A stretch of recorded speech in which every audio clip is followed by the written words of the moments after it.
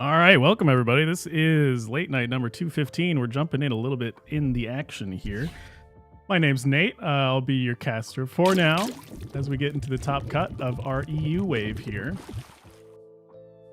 Put this music down a little. So we're jumping a couple turns into this game number one between, let's see.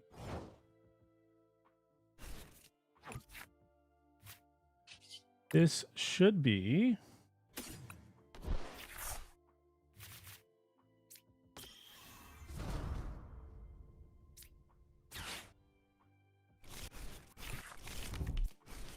Daddle on the cloth up against the RG guy on Bayonet Gardevoir.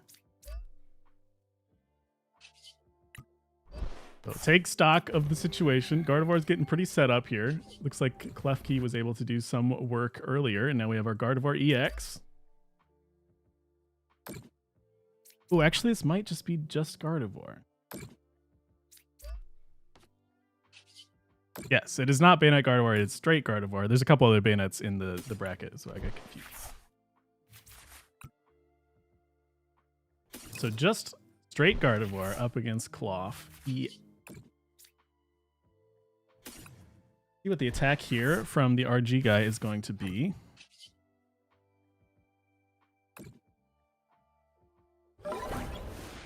Miracle Force taking out this Pecharunt for the first prize card of the game. Somewhat importantly, that is the rescue board from the Cloth side gone as well. An important pivoting tool that they really do need because as the Cloth deck kind of expects their attackers to be knocked out every single time. So having that free retreat option as a pivot is very important to the deck.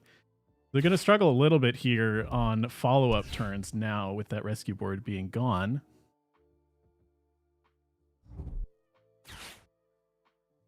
Pull up this Cloth list. What are we looking at? Oh, they are actually playing 2 rescue board. Okay, so there is still a chance to maybe throw that on the Squawkabilly and have that be our free pivot option. But right now, we're trying to see how much damage we can do to this Gardevoir this turn. Pheasantipity will allow us to draw some more cards with flipping the script. And this Cloth deck does now, with the addition of the Binding Mochi, have higher damage numbers that it can hit, which is pretty nice.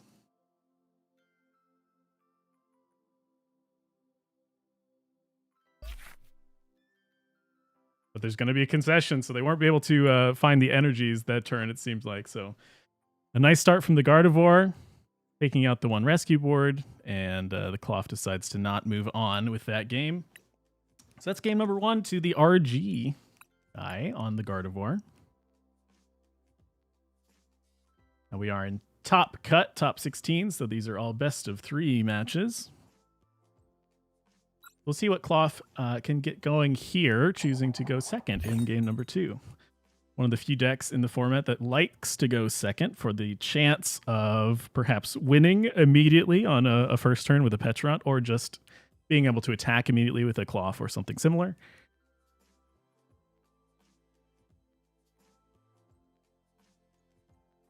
So we'll see how set up the Gardevoir can get to prevent the instant dock potential from our Cloth side. And the opening hand is not looking good for that. Now 110. Ooh, 3 mulligans for the Cloth. Okay, that might draw our Gardevoir player into some extra resources here.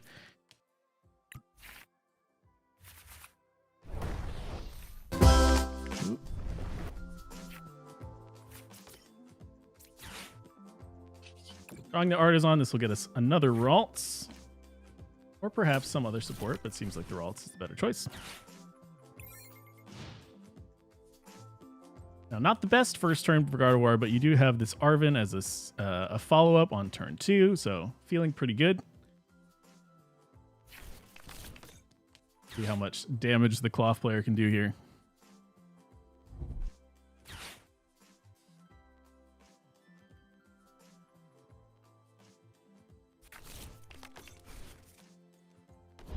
Benching the Hisuian Electrode V this time. A nice alternative attacker for the deck. Can attack without the use of energy, just doing 100 damage for each special condition. the Tantrum Blast.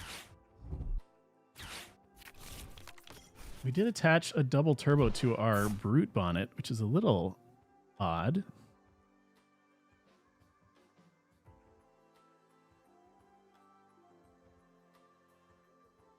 There's only double turbos and one jet in this Clawfless, so you're never attacking with the Brute Bonnet, but this double turbo perhaps gets its retreat down to 1 cost only, so you can rescue board it later, but still is not the best use of this double turbo.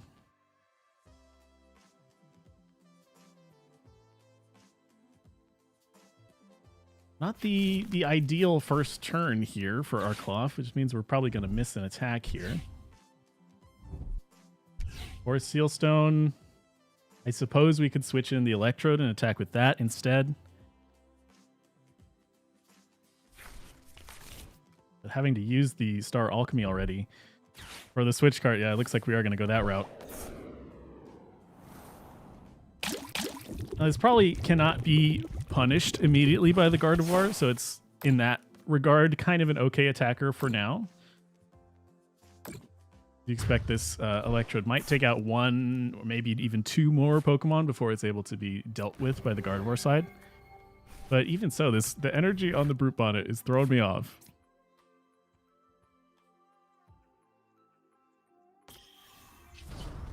RG guy deciding where to evolve this Kirlia. Get access to Refinement, such a powerful tool for the deck. But we are low on energies. We need to find these energies to be able to put them into the discard to be used with the Gardevoir EX, Psychic Embrace. Arvening for Poffin and Evolution. Now we need an energy to use this TM, which it doesn't look like we're able to get this turn.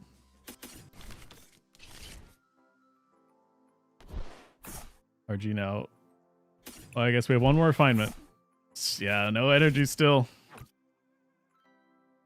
Another subpar setup here. We're going to counter catcher up the Claw to make it that much harder for Battle to continue attacking with the Electrode, like I said.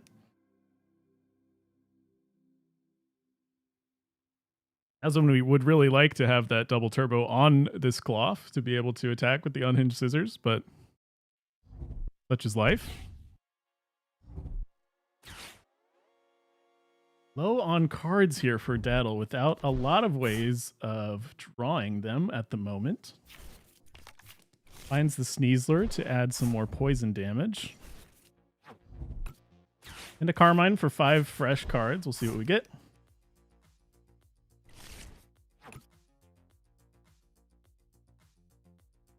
Town Store. Finding perhaps a Mochi for one of these Claws.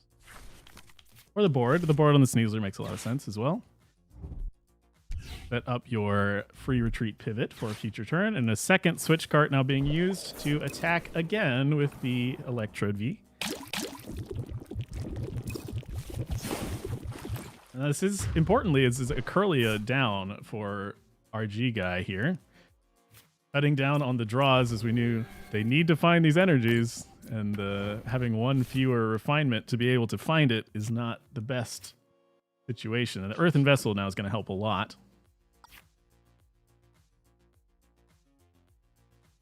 Gardevoir, a deck that sometimes can benefit from using this Town Store. As I say, the 2 charms are in hand already, so we're not going to find any off of it. But always interesting to see which decks can benefit from your opponent's stadiums, because it's not always the case that is available.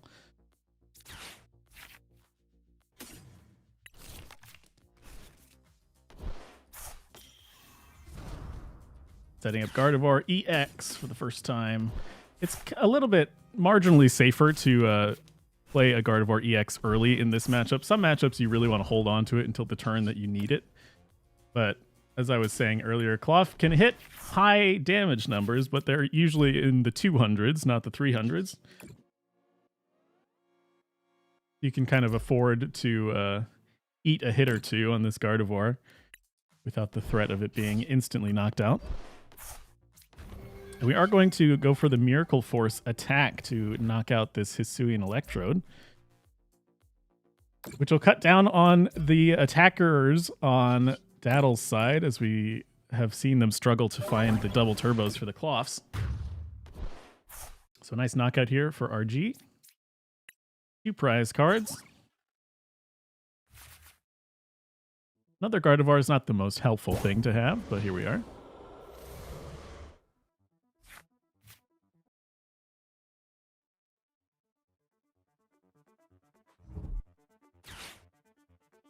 This turn from Daddle, we are searching for energy. We want to start attacking with these Cloths.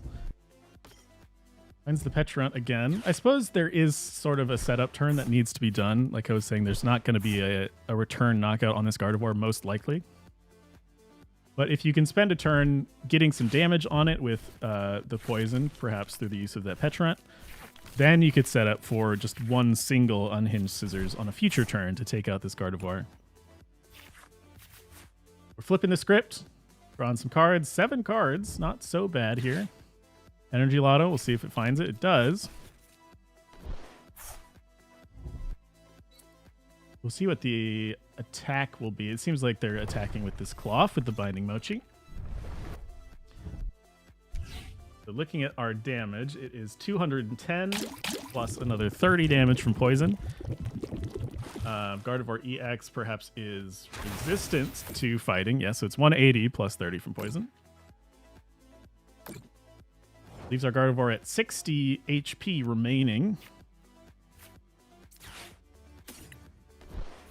Which I suppose this order of things works. You can on a future turn get the KO with the Petulant without needing to attack.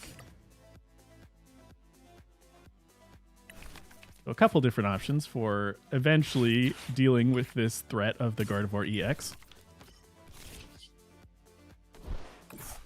At this point, the Gardevoir deck is pretty set up. They have some energy in the discard to be used with the Psychic Embrace. We have Boss's Orders in hand with the Charm, so this Drifloon can take out any target it wants. This is going to be the Pheasantipity on the other side. Taking away the draw power of the Cloth deck and trading 1 prize for 2 prizes feels very good here as the Gardevoir.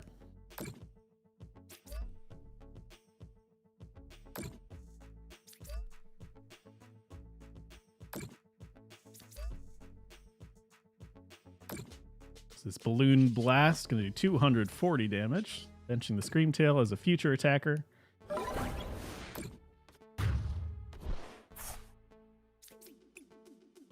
Gardevoir only needs 2 more prize cards to take the victory here.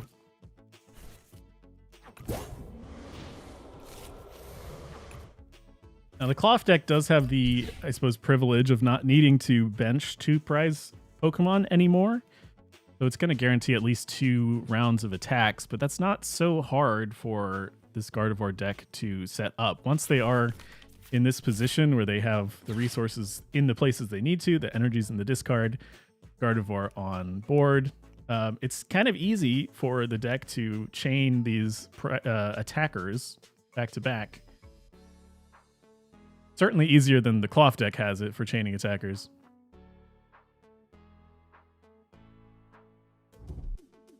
Okay, Boss's Orders. We are going to get a knockout on the Gardevoir, which is kind of the best case scenario here for the Cloth.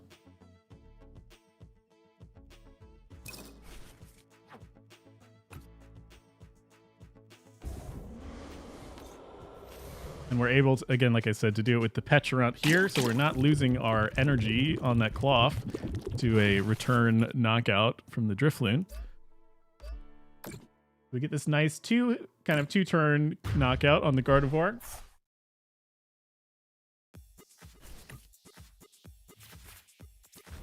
And both players, 2 prize cards remaining. The Drifloon, of course, can return to the active and knock out whatever it wants.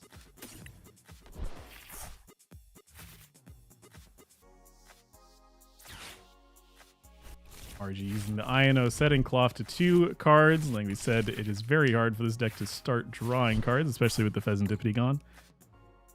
Now it's Balloon Blast, bending RG Guy to 1 prize card remaining. So certainly Cloth has to deal with this Drifloon on the following turn. But then hope that through a refinement and other supporters that RG does not find another Gardevoir to get the last prize card. Kind of asking for a lot here.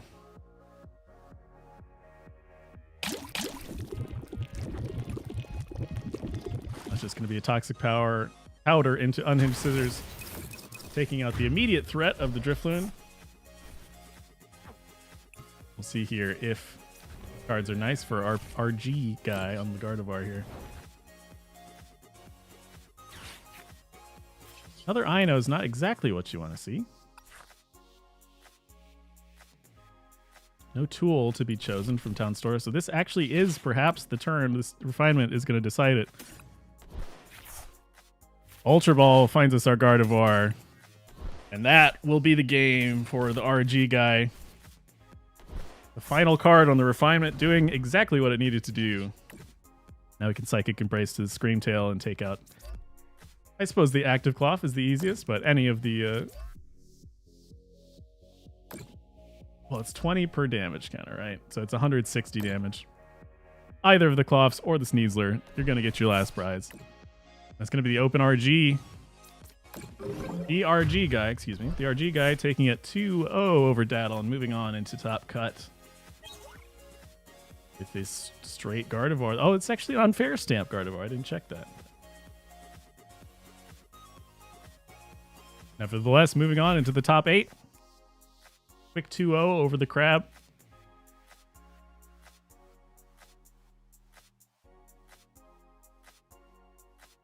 Let's see who else we have playing.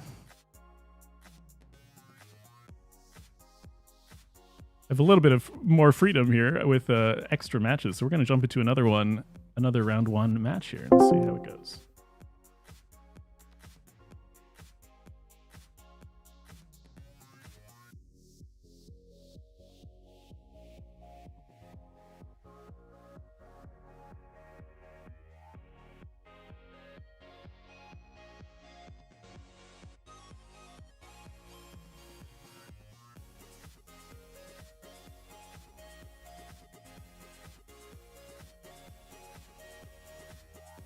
Alrighty. So hopping into the middle of the game once again. Let's see where we are in the bracket.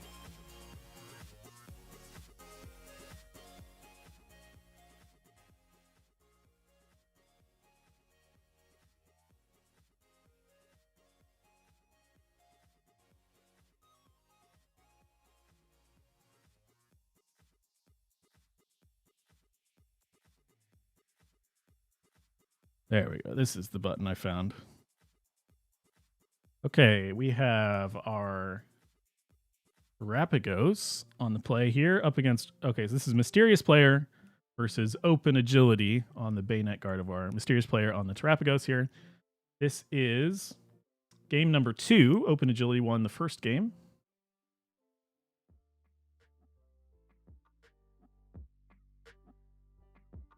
We'll see if the Turtles can fight back here in the second game. They have a nice setup here.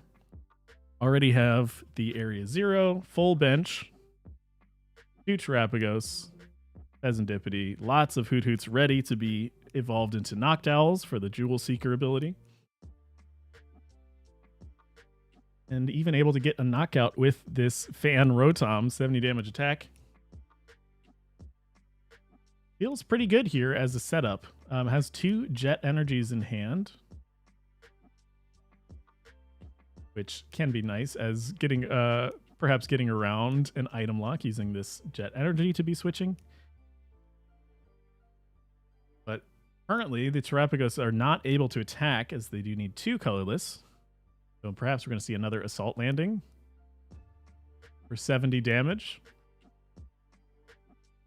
Now, in this case, we are trading 70 damage for 30 damage on the other side from the Everlasting Darkness, so it's not the worst trade of damage here.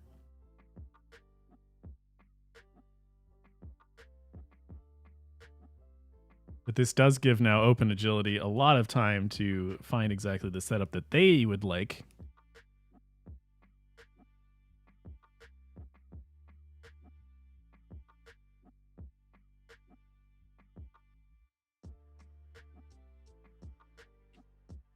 I wonder if we will continue to see the item lock or go for start getting KOs with the Poltergeist instead. We are setting up a Gardevoir EX now.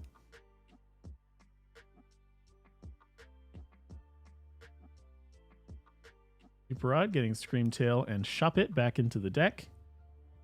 And a nice research, discarding only a psychic energy, drawing 7 new cards.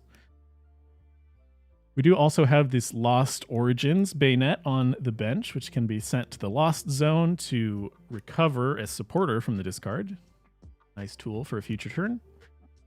And bouncing the Area 0 Underdepths forces Mysterious Player to choose some of their bench to discard.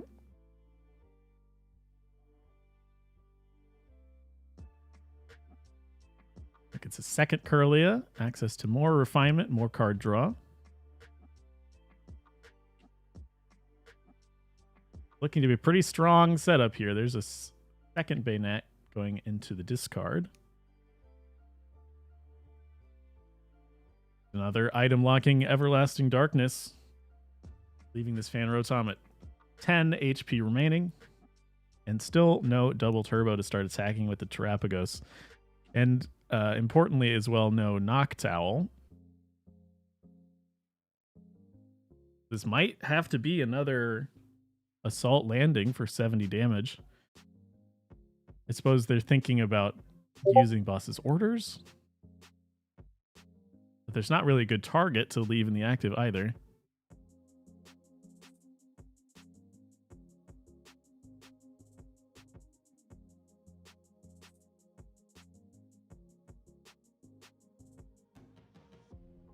It is just 70 damage more onto the active Bayonet. Makes it easier for a follow-up KO with the Terapagos. So the damage is useful. Just not exactly where you would want to be in an ideal scenario. The Cypher Maniac's code breaking from Open Agility. Gets to set exactly what 2 cards they'd like to refinement into with this next Curlia.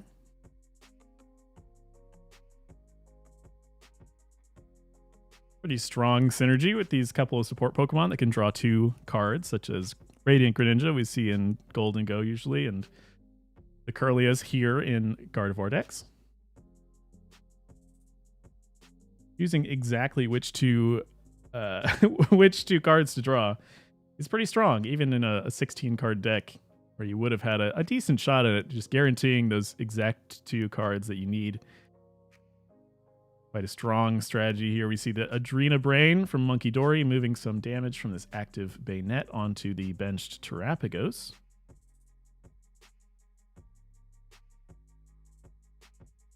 Now, Psychic Embrace, we're sending the Curlia up, Prime Catching up.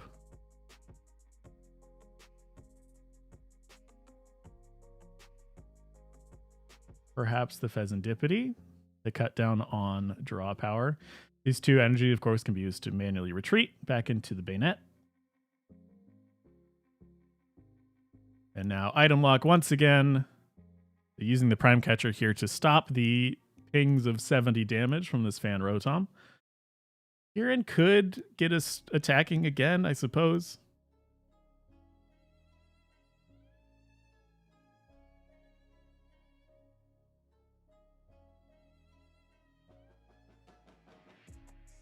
Calling up Curlia with the Boss's Orders. We're going to use our first Jet Energy here to keep attacking with this Fan Rotom.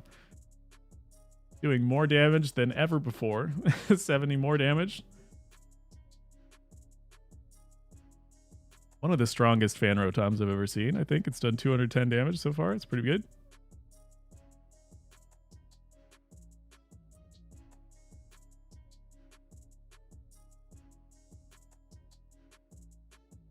Once again, sending this damage back over to the Terapagos from the active Bayonet. Boss's Orders will call back up that Pheasantipity.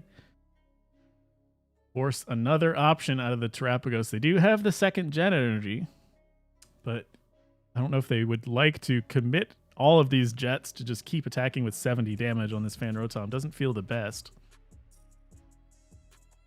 We could start attacking with a fresh Fan Rotom, which feels marginally better than the other one. I think that's going to be the play this turn. We may see the Judge afterwards to cut down on some options from Open Agility. All these double turbo energies from the Terapagos side are hiding in this deck. We haven't seen any the whole game. Turtle is really just sitting around being a Terra Pokemon for now to have access to Jewel Seeker and Area Zero Underdepths.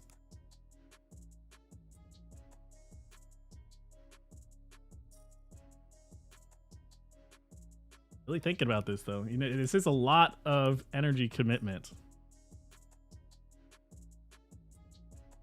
Get on a Hoot Hoot instead. We'll see what these 4 cards from a judge are. There is our first double turbo and these 2 Ultra Balls that cannot be played because of the item lock. Now leaving this Hoot Hoot kind of high and dry in the active.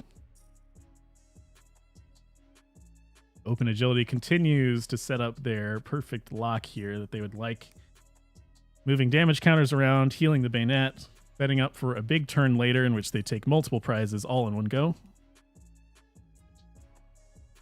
So they're feeling pretty okay here. This Hoot Hoot can't attack. It is somewhat stuck in the active. We do finally see that first double turbo, and this Professor's Research could be big. The Prime Catcher cannot be used because of item lock. Now, an interesting addition to this Terapagos list is that Aerodactyl V-Star. Let's see what's going on with that. The one of line of this Aerodactyl V and V-Star. Uncommon choice here, but the V-Star power from Aerodactyl can shut off all abilities of Pokemon V, opponent's Pokemon V.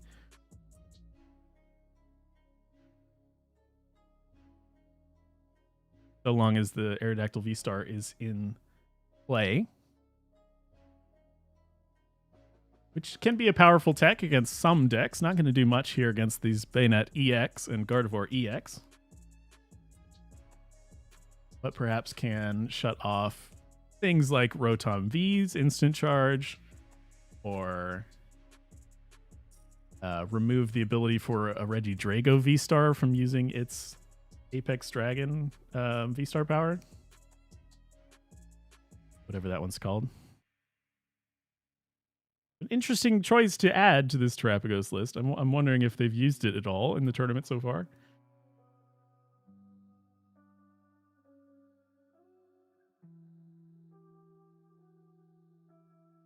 Right, we're flipping the script. Like I said, this Hoot Hoot is stuck for now.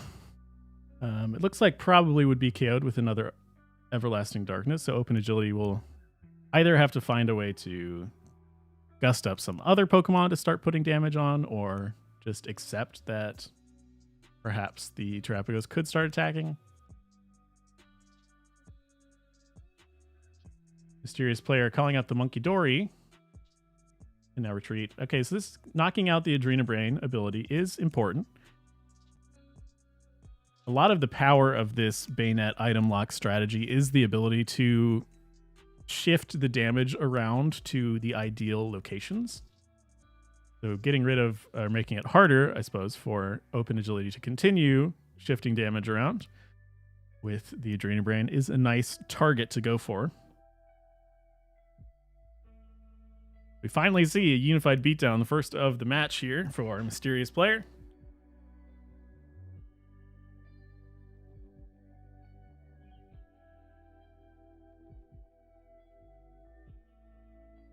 But it was not without sacrifice here.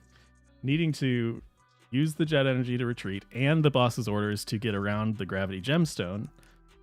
Means we're running low-ish on resources for Mysterious Player to continue playing the game in the way that they would like to. The Terapagos can get knocked out by a Miracle Force, perhaps. Force Mysterious Player to need to find another double turbo to keep attacking.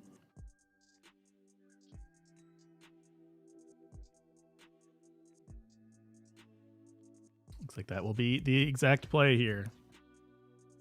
Taking 2 prize cards, something to keep track of as Open Agility starts to take prize cards is the Blood Moon Ursaluna. With its ability, reducing the cost of its Blood Moon attack for each prize card your opponent has taken. Currently, Blood Moon costs 2 colorless with those 3 reduction. So double turbo will now allow this bear to start attacking as a potential.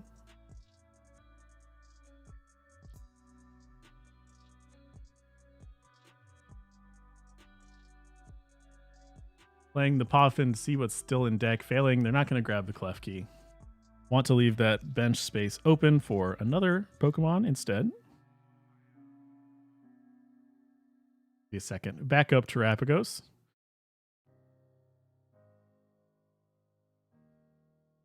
Flipping the script here. Again, we are looking for some energy. We find it. Can we set up a meaningful attack here is the question. Noctowl Jewel Seeker is going to search us 2 trainer cards of our choice. Alpad and a Prime Catcher. We might see a knockout on one of the Bayonets. No, going for the monkey again. Okay.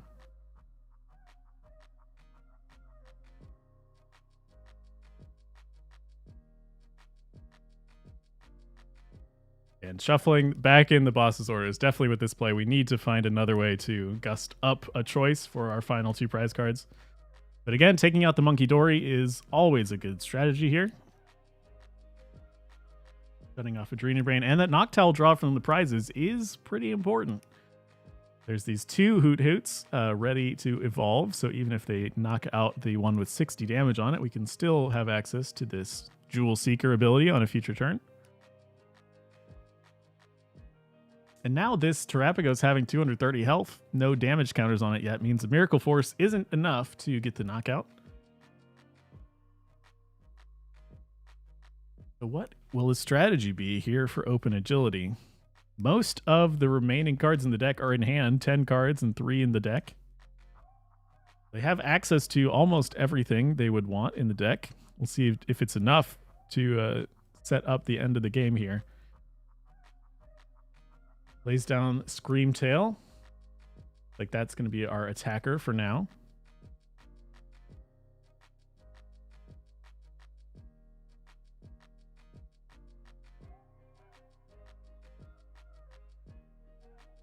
Question is what Pokemon they're going to look to knock out with this Screamtail. There is the option, okay, using Turo Scenario on the weakened Bayonet gives us our...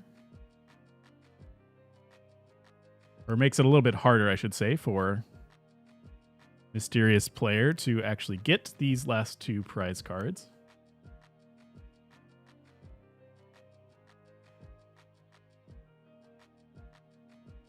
There is the option of knocking out the Pheasantipede with this 160 damage, which feels like it would be nice as you're getting 2 prize cards, but that would activate the Counter Catcher or Counter Catchers from the Terapagos side.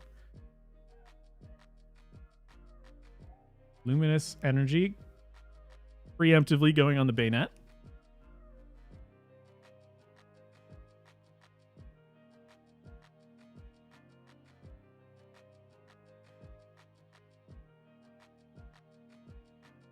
Let's see where this damage is going. It is going to knock out the Pheasantipede. Remove the Flip the Script ability, taking 2 prize cards. Now this does turn on Counter Catchers. But the damage output we have currently is a little bit limited. So we're calling up the Bayonet. Blood Moon only does 240. We're 10 damage off of the knockout here. Oh, with the Kirin, though. 30 more damage to your opponent's EX Pokemon. So this Blood Moon is going to do 270.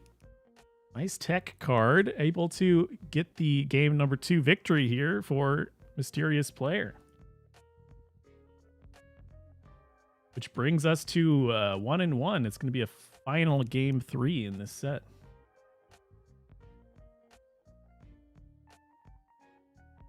It's very teched out Terapagos list. We haven't... I feel like there's been a sort of downtick in the amount of Terapagos players recently. So interesting to see a list like this that has all these techs for different options. Kirin we're not used to seeing. The Aerodactyl we're not used to seeing. The 151 Ditto we're not used to seeing either. Transformative Start. An interesting list here.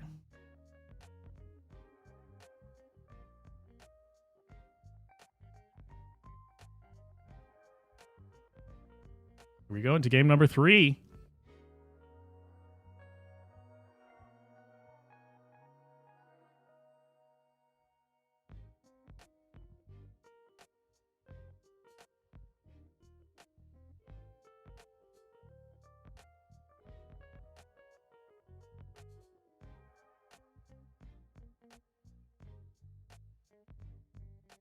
Open Agility choosing to go first. Trying to set up the bayonet as soon as possible.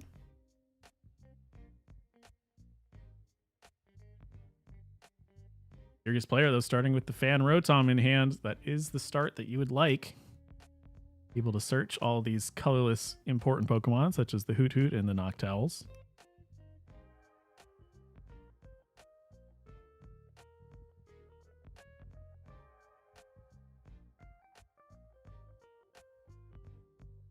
Tracking Shoes off the bat. I wonder if we're looking for a Shuppet to place down.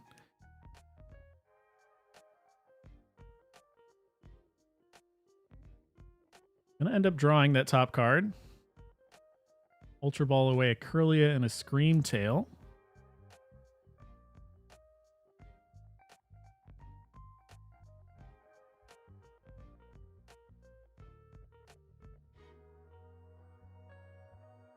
Doesn't feel the best to throw away your Curlias.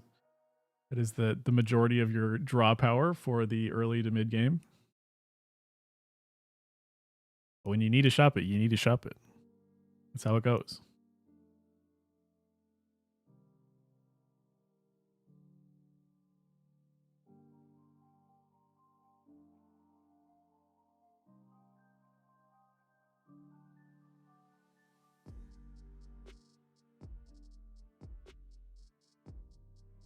The Ultra Ball for the shot, but had a second one in hand.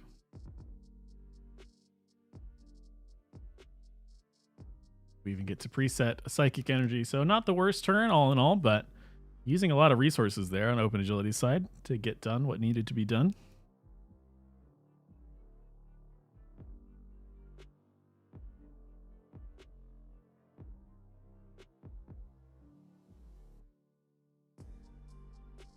Really debating this Poffin.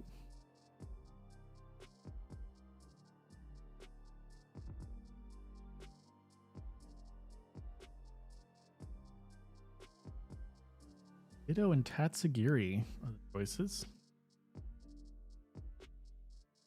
Tatsugiri could find us a supporter for turn if it's able to get into the active. Search up some birds with the Fan Call ability. We are going to see a Jet to attract customers. The deck is running 4 Jet Energy.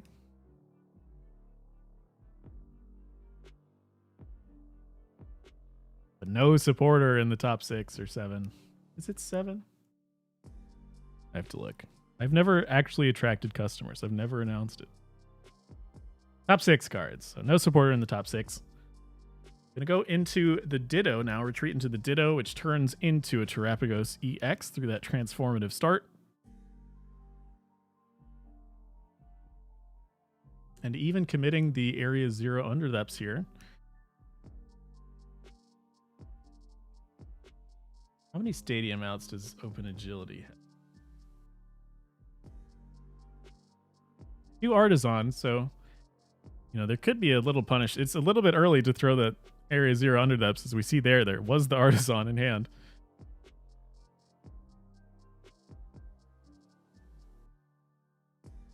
Never feels the best to throw down the Underdepths in a turn that you're not actively using it.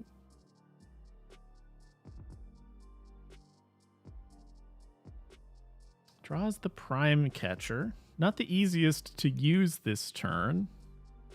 We might need to find another switch to actually attack with this Terapagos that's in the active. But we do have the Jewel Seeker if that's the route that Mysterious Player wants to go through.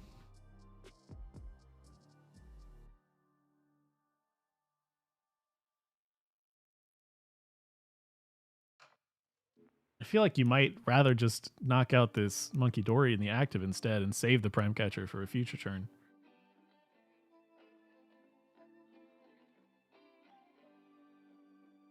We'll need to find a couple more Pokemon for that to happen, but we do have the second Area 0 Underdepths in hand, and this net ball is going to help us towards those higher damage numbers we need.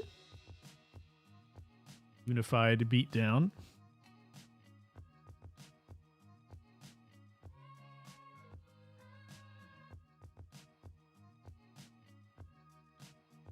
Debating whether or not to play the Blood Moon Ursaluna. We saw it's an important finisher card, so leaving it on the bench perhaps could start to get targeted by the opponent. Be a judge into Unified Beatdown, taking away the Monkey Dory and setting your opponent to 4 cards in the same fell swoop. Feels not so bad. How many judges do we have? It's 2 Judge, 2 Iono in this Terapagos list.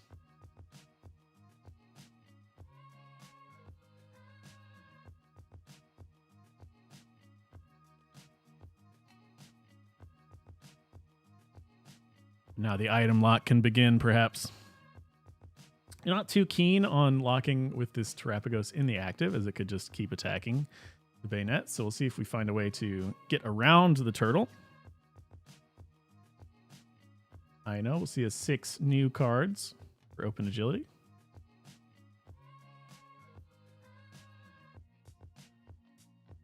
Refinement gets us a couple more.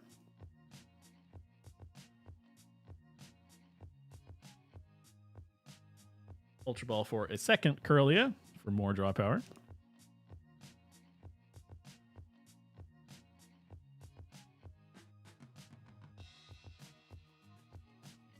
Curious player hovering this heavy ball. I wonder if there is a Pokemon prized or not. So our counter catcher is going to be our tool of choice for getting around this Terapagos. Calling up the other Terapagos. I'm going for a Poltergeist, hoping that there are only those 2 trainer cards, so 120 damage onto this Terapagos. Not exactly what you wanted to see. Poltergeist doing 60 damage per trainer card in your opponent's hand. So there was the potential with having them draw 5 cards. There's always the potential for a knockout there on the Terapagos.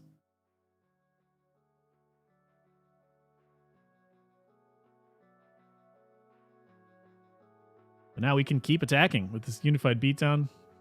Ultra Ball finds us a second Noctowl. And we have the double turbos in hand, so this other Terapagos can start attacking right away. With Open Agility, they of course do have 2 Curlias, but only 2 cards in hand. So quite possible that they start to miss the combinations of cards they need to keep this lock and slow gameplay going.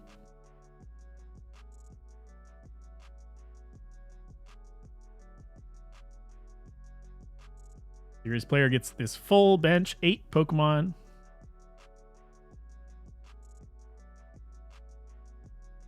Which means our Terapagos is doing 220 damage, plus the 30 from a Kirin is a full knockout on this Bayonet. Perfect math.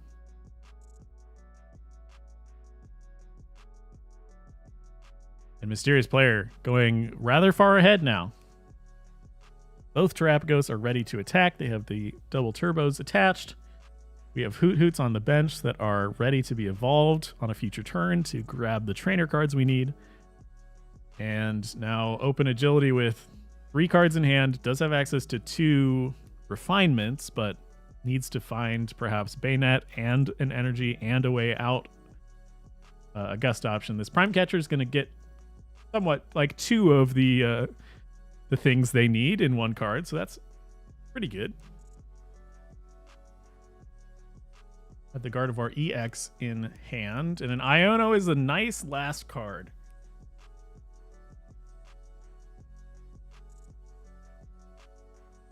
Now searching for another Bayonet EX here, perhaps. Pheasantipity was the target for the Prime Catcher.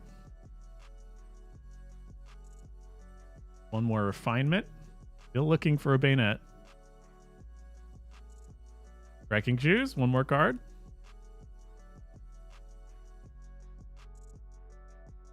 Takes it immediately, so it feels like perhaps they found it.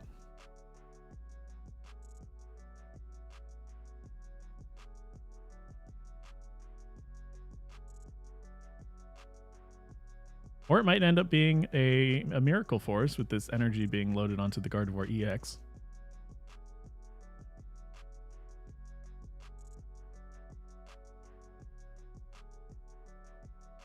Attach from hand. So leaving somewhat important there, actually. So only having 40 damage counters on this Gardevoir instead of 60.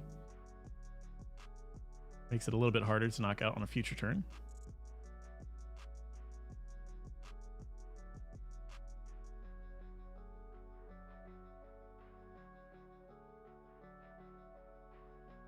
We have used our one Kieran, so it's going to be harder to have this sort of tricky Blood Moon Kieran KO later.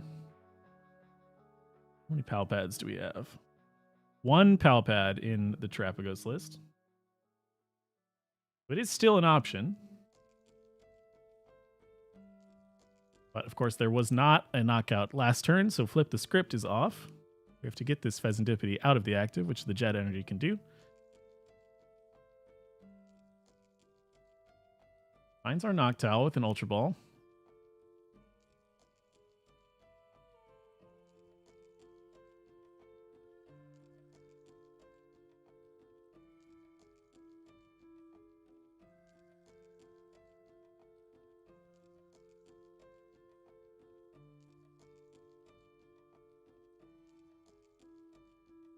Thinking about perhaps what they're going to grab with this Jewel Seeker and whether they're not going to wait. Jet Energy can get the Tatsugiri back up and look for a supporter card with this Attract Customers. Does find a 2 this time. Research, pretty good supporter to find when you only have one other card in your hand.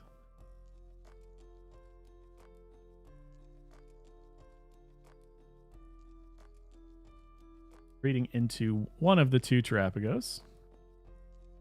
Decides on the fresh one. And we're going to save the Professor's Research for next turn. And just 220 damage onto this Gardevoir. Sets it up for a knockout from almost any follow-up attack. Even the 70 damage from a Fan Rotom could get it done.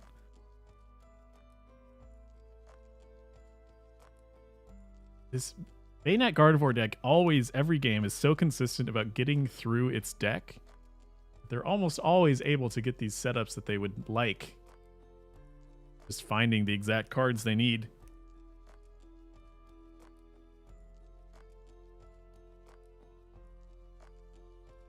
Keeping the hand small here, though, is somewhat shutting off the threat of a Poltergeist from a Baynet.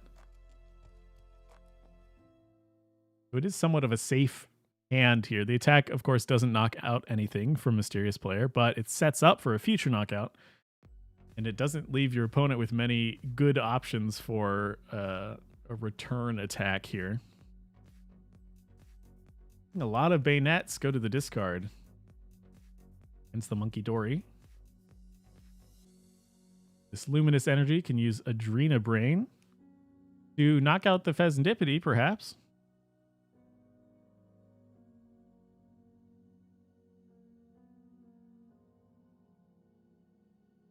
I'm going to end up taking the 20 from the Shuppet rather than the Gardevoir.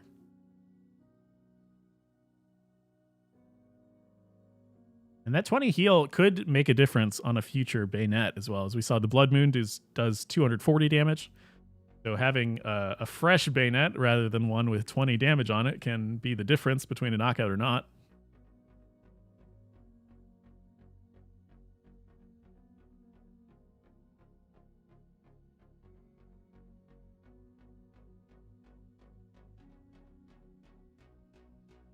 See what the attack ends up being from Open Agility, if there even is one.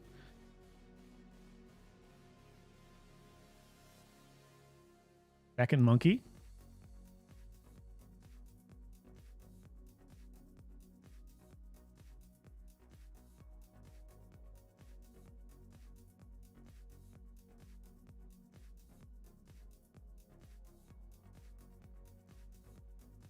I wonder if there's ever a thought for attacking with the Monkey Dory. Set up some confusion and hope that it holds.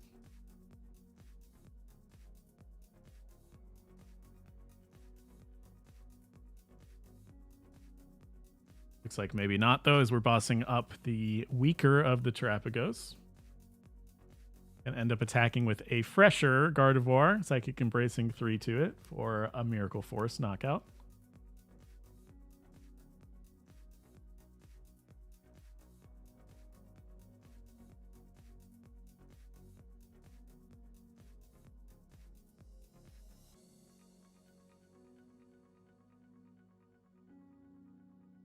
And this does what this does do is set up for a nice follow-up future KO on this fresh Terrapagos if the two Monkeydories survive. It could Adrena Brain the damage needed to then hit 190 plus Adrena Brain to knock out this Terrapagos.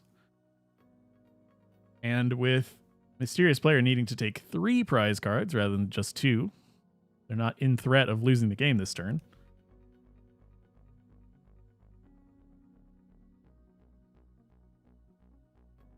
Jewel Seeker being activated. What will the 2 trainer cards be? We have, of course, our supporters that we would like to play, so it's going to be 2 item cards. Alpad, they perhaps are needing the Kirin back for a swing turn.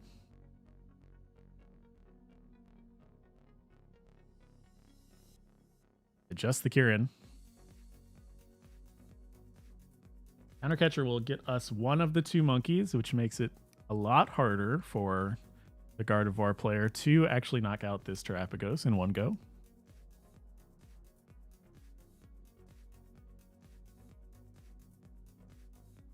Even able to spend our nest balls to get out of the risk of a Poltergeist, as well as fill up our bench for the Unified Beatdown.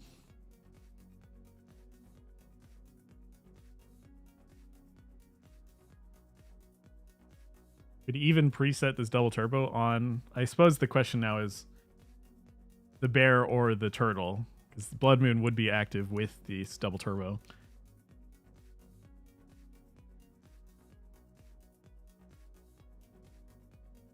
Thinking about the Tatsugiri, needing something to retreat out of, I suppose, and looking for attracting the Kirin, I guess is the thought here.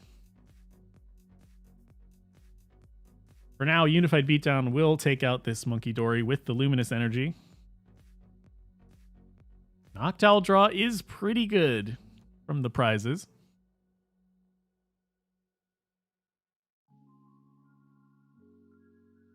So now either of the Gardevoirs, this one has 250 health remaining. The other one only has 50. So either of these 2 Gardevoirs are in range for a Kirin full bench Unified Beatdown. That does exactly 250 damage.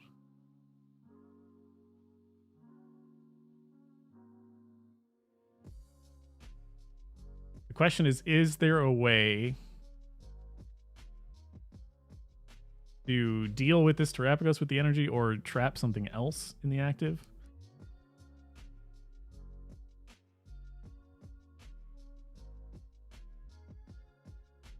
There's another Luminous for Adrena Brain. This will get our active Gardevoir out of range of Unified Beatdown at the very least.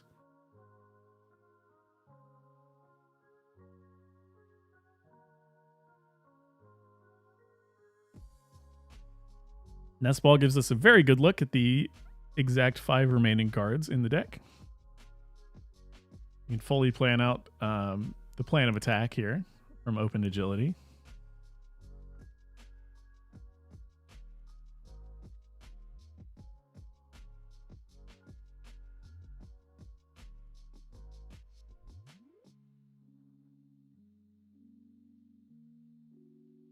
Finds the Scream Tail.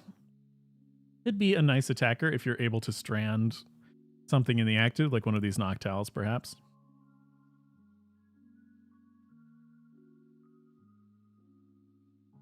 See where this damage from the Adrena Brand goes. I have to imagine it's on one of the EX Pokemon.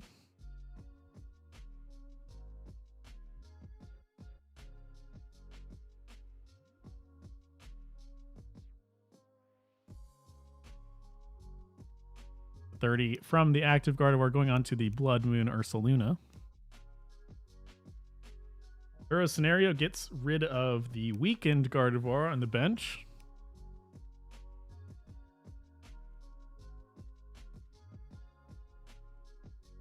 That's up a hard board state here for Mysterious Player to get the knockout in one go. Even getting Gravity Gemstone on this Screamtail, we're going to... Actually going for a Miracle Force instead.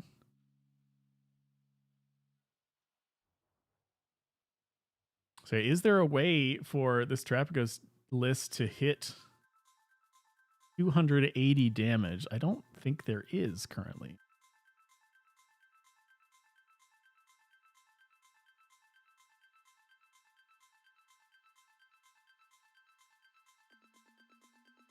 Our final Jewel Seeker.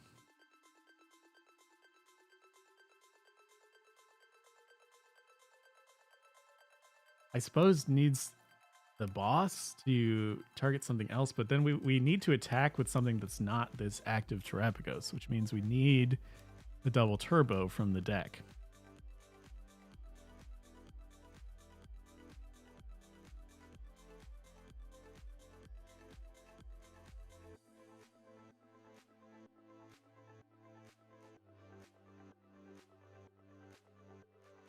Briar would have been huge. That's true.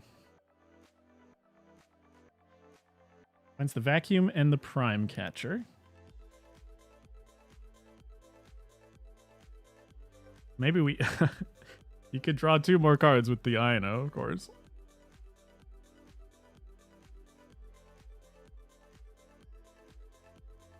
Yeah, this double turbo attachment to the Tatsugiri last turn has kind of put us in an awkward spot now.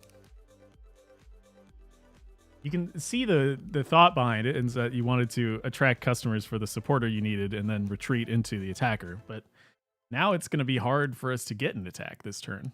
You can't attack with this active Terapagos, that's for sure.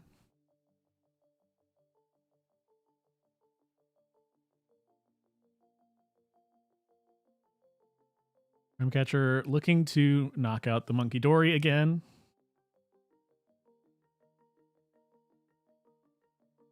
Or the Screamtail is another thought.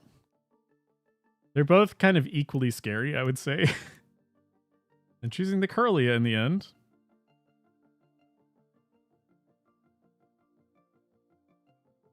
Vacuum away the Gemstone, I suppose.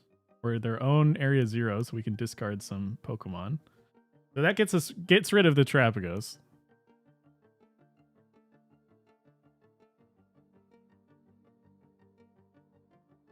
Do we attract the right customer? Professor's Research. Will, I suppose, get us the double turbo, perhaps.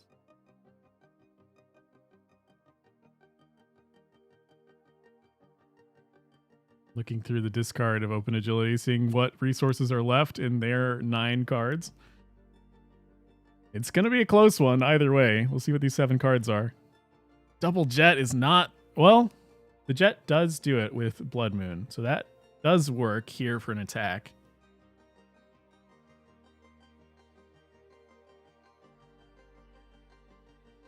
And then on the following turn, we'll have to find a way out. I suppose you can jet something else and retreat into the bear for another Blood Moon attack. So now is Open Agility able to knock out one of these EX Pokemon this turn? Mew EX with a Blood Moon, that could definitely do it. Psychic Embrace can fill up this Mew EX. Gonna Genome hack a Blood Moon and take out the bear.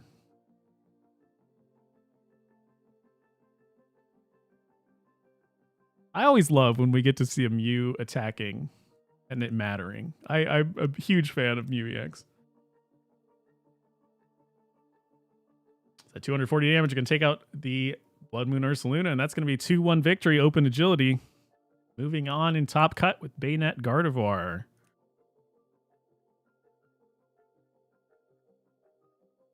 All right.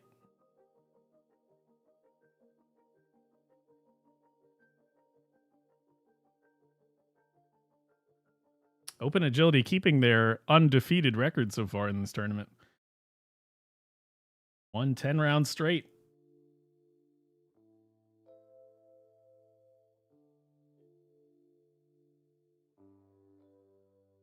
So we're going to find our next match and be right back. Don't go anywhere.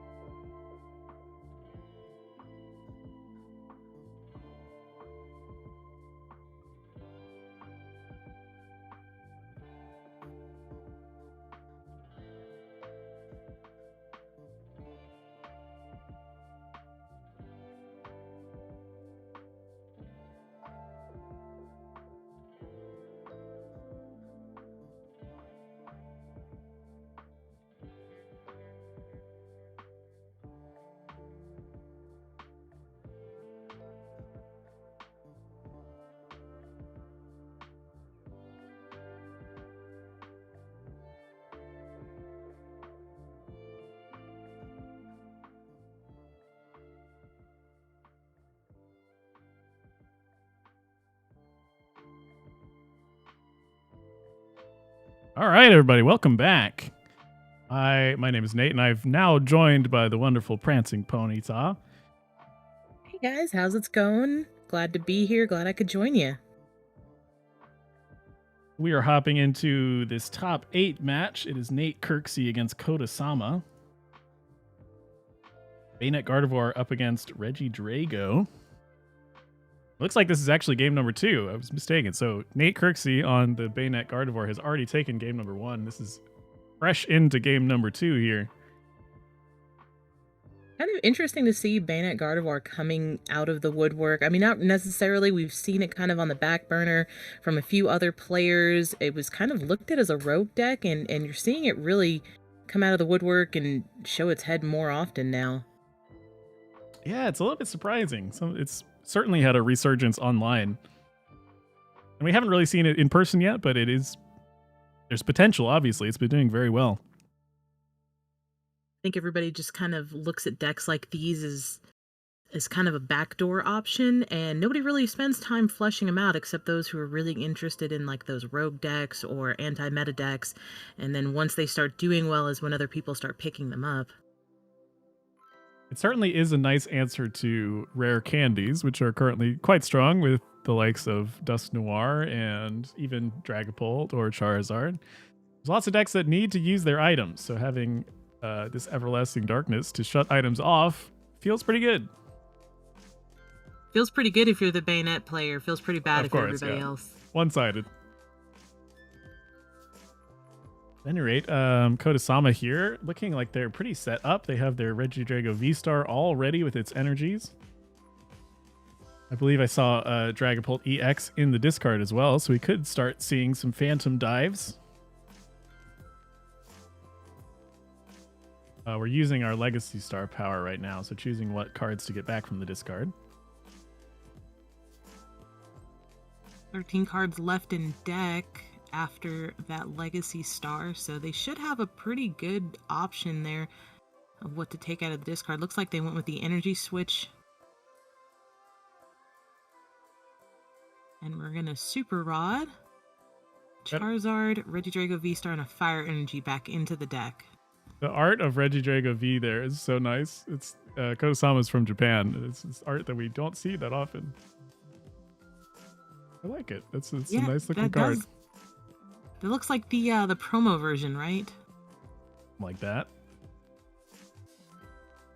Anyway, we do have our retreat into Regidrago V-Star here with a Phantom Dive. Choosing the 60 damage, going to take out the Ralts on the bench, and this 200 for the active Ralts. Looking to cut down on the draw engine of the Kirlias. They're going to promote the Shuppet. They do have another Kirlia in hand, so they'll get a little bit of draw support back this turn. And we're going to Ultra Ball. Finding our Bayonet EX. We don't have the energy yet to start attacking. Going to use up all these cards in our hand for a fresh Professor's Research for 7 cards. Feels pretty good. Love seeing that empty hand and then a fresh Professor's Research, fresh 7 cards. They're getting another Bayonet, another 2 Bayonets. Now, playing the Lost Origins ones can get a supporter card from the discard later on, and does importantly find that Luminous Energy. We can see an Everlasting Darkness this turn. We still have the Refinement even we haven't done. Although I suppose you don't really want to refine any of these cards away, so we might not see it this turn. No, it doesn't look like it. They're just going to go right into the attack with the Everlasting Darkness. So now it's up to Kodasama here. Can they retreat or get this Regidrago V powered up without the use of items?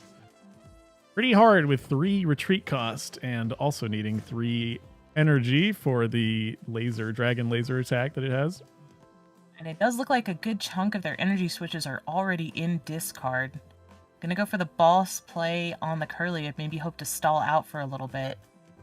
Which is pretty likely of working now that the Gardevoir, or the other Ralts I should say, are gone. It's harder for a Gardevoir to have that energy acceleration that they need.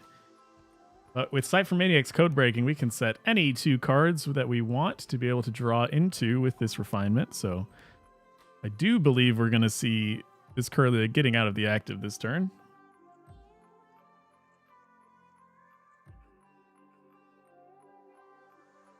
Into the Gardevoir with a manual attach, and then Psychic Embrace, another energy for that manual retreat. Well, surprisingly, those are the only 2 Psychic in the discard so far. So they needed both of those. The rest of the Psychics hiding in the deck. Or in the prizes, I suppose. The deck has 6 Psychic and 3 Luminous, so there's 4 Psychics lying around somewhere. But another Everlasting Darkness shutting off the items once again. But now we can just manually attach perhaps the Final Fire and start attacking with this Regidrago V-Star. So as Kodasama, you're not feeling too bad here. We did Super Rod the fire back in, but doesn't find it off the Professor's research. We'll see this Puppet really offering. Unfortunate that they are locked out of those items. They could have energy switched, but that's not an option now. The Lost Origin Bayonet, sending itself to the Lost Zone in order to get this Professor's research back from the discard. As Nate, you're feeling pretty good here. You have your item set up. You didn't get punished yet, and now you have this fresh research. Radiant Alakazam down. Keep attacking. Able to get the Squawk ability in the active behind this Gravity Gemstone. Make it that much harder to get it out of the active. Monkey Dory with the Luminous energy on there to count as a dark energy, so we can move damage counters around as needed, but they're just going to go right in with the Everlasting Darkness. Surprised they didn't take that opportunity to move that 20 damage off of that Gardevoir. They may just be saving that for when they need it later. And we just see the draw pass. There is nothing Kodasama can do. I'm wondering if there is at all a way of getting this Squawk ability out. We have to count the energies here. There's the Adrena Brain. Moving that to the benched Regidrago. And an Iono. He's thinking about it.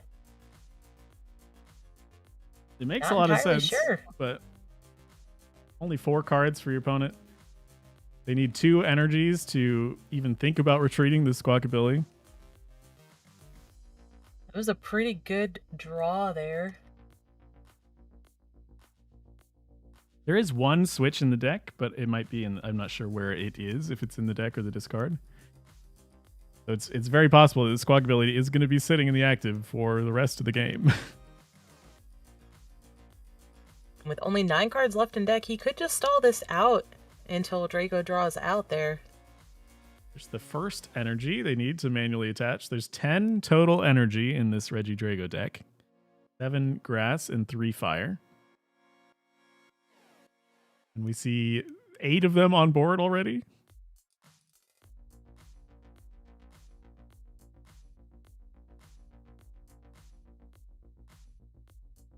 Gonna see that Painful Spoons move some damage off the Squawk ability to that benched Regidrago, and going in with the Everlasting Darkness.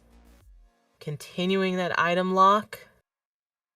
Let's see what Kodasama draws here. Anything useful, or is it going to be another draw pass?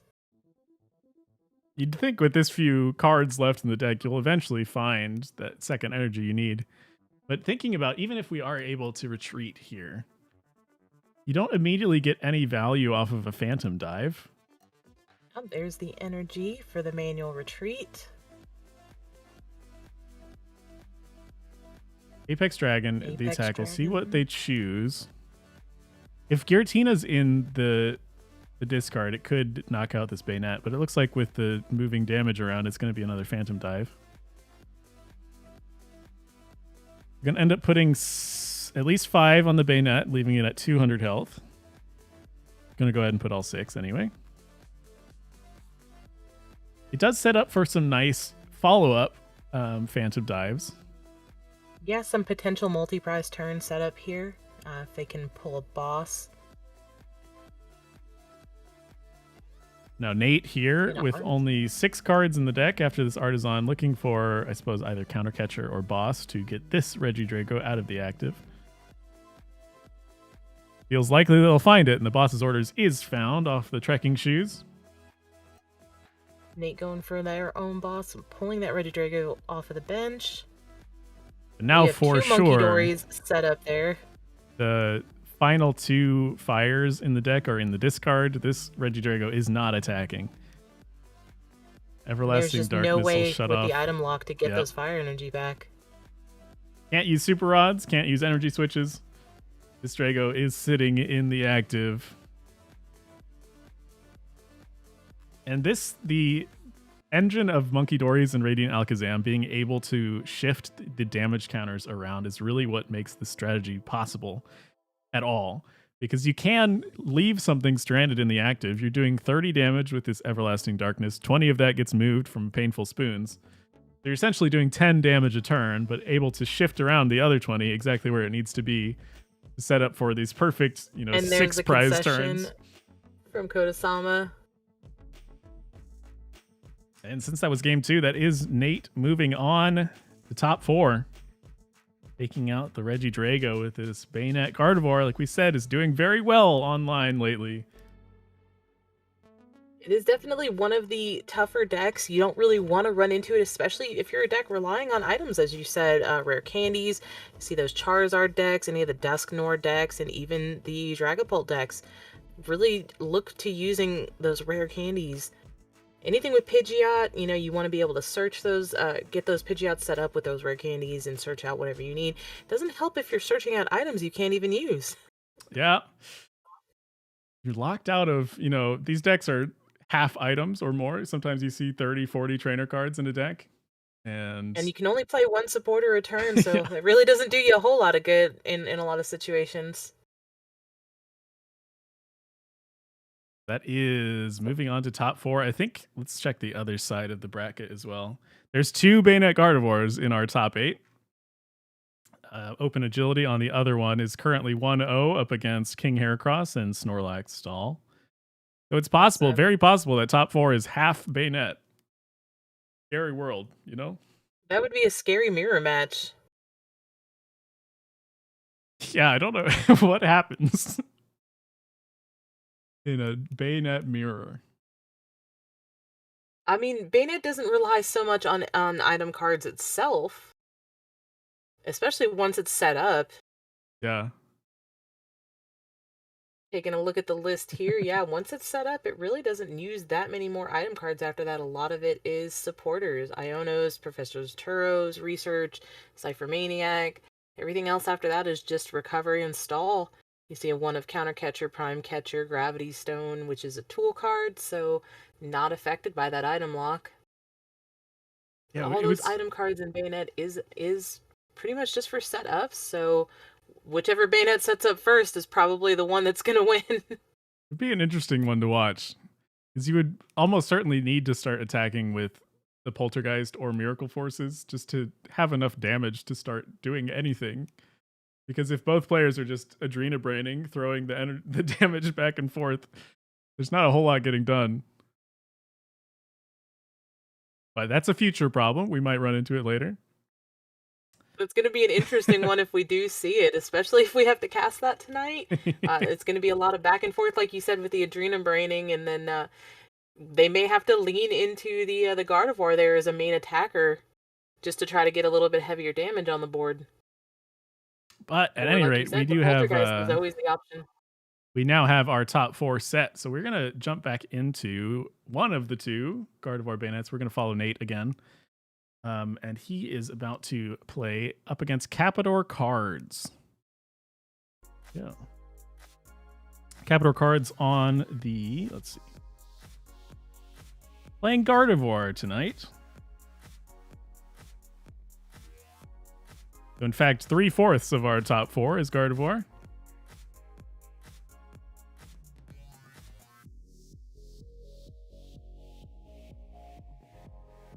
Let's see how these first couple of turns go. Go ahead. This is heavily favored for Bayonet here. Certainly does, yeah.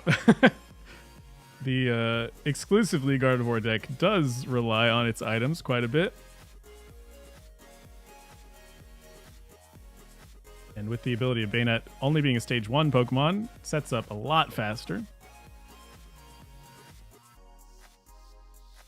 Starting the Drifloon and the Shuppet. Going into the first trekking shoes. Ooh, the Prime Catcher. We don't want to throw that away this early. You're going to need to keep that one, certainly. Debating on that Ultra Ball. It could be useful in the next turn or two. Maybe not the most useful card right now, but we are going to keep it. Setting up the bench with another Ralts.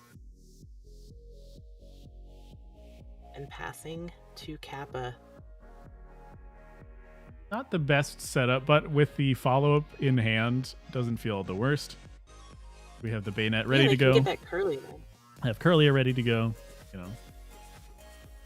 And a Bayonet next turn, they can start item locking right away. Now, Capador needs to be using all of the items they can this turn as we start off with this Buddy Buddy Poffin. Pretty good one to start off with on your first turn, especially going second. Maybe they can get off a Technical Machine Evolution if they can find that and get it attached. Get the energy on there. They do run the 4 Curlia, so they can just make their way slowly evolving up into Gardevoir.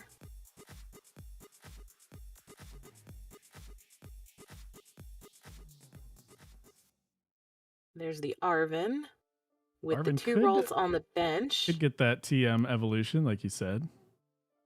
We'll need an energy to be able to use that attack, of course.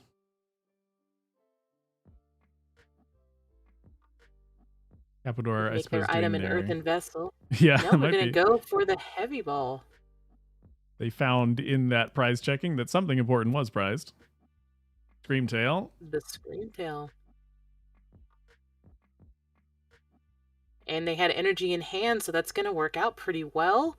We'll manage to get at least 2 of these Ralts ready to go next turn. Very nice first turn for Capador here. Pretty good way to maximize your first turn going second, especially knowing you may be item locked from here on out.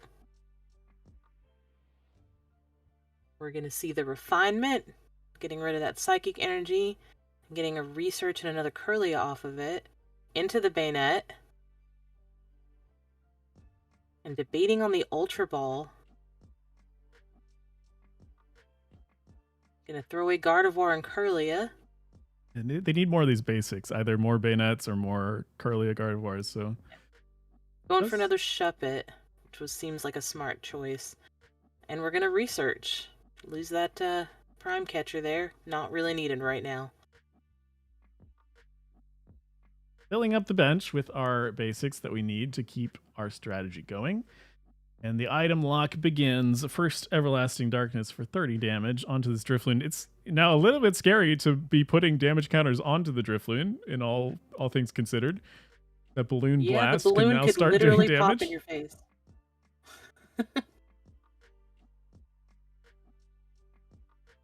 Now, if it's Let's see, if it's at 50, they would need a charm, I suppose, if they're trying to knock out the Bayonet, but And Iono, not a bad play right now. a pretty good 6, though, for Nate. For Nate, yeah, that's not a bad 6 at all.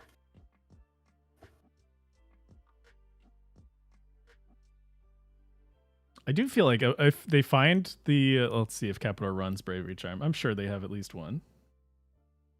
Looks like there's 3 in Kappa's deck. Even better. If they find the Charm KO on the Bayonet this turn, that would be super devastating. Yeah, that would put a pretty good stall on everything Nate built up, especially since he doesn't have anything in hand currently, except for maybe that Iono, to dig for another Bayonet or another attacker at all. I suppose it is a little... We are limited on Psychics in the discard for Capador. We might just see going for a 2-turn knockout on the Bayonet, which is, if it's not as good, but still very good. This Bayonet deck is usually expecting the Bayonet to be sitting inactive for a long time, just Everlasting Darknessing over and over again. We do find the Bravery Charm. And a Balloon Blast for 90 damage sets up a next turn KO, perhaps. See, Nate, they're debating on the Cypher Maniac. Almost certainly it's getting played. It's just the question of when, I suppose. And what to get with it. The refinement will draw you exactly the 2 cards that you need, so.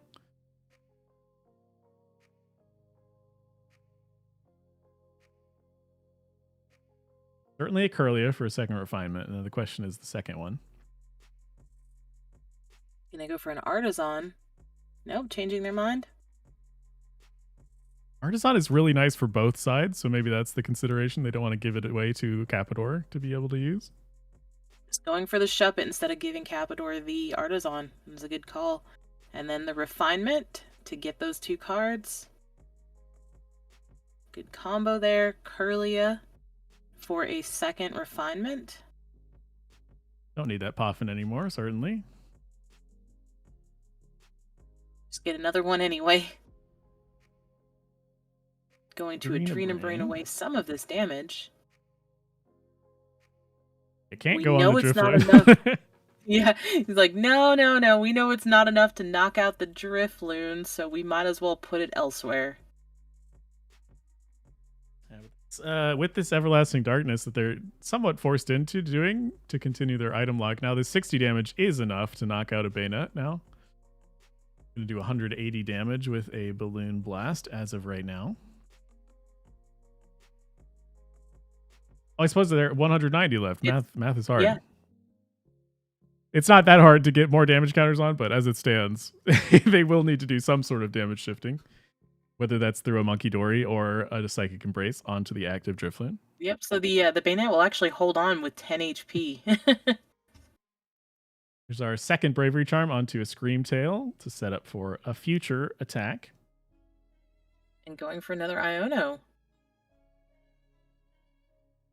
And that gave Nate a pretty good 6 there. Another, the Lost Zone Bayonet. And their own Iono to use. And the boss's orders boss if they decide they want to lock something.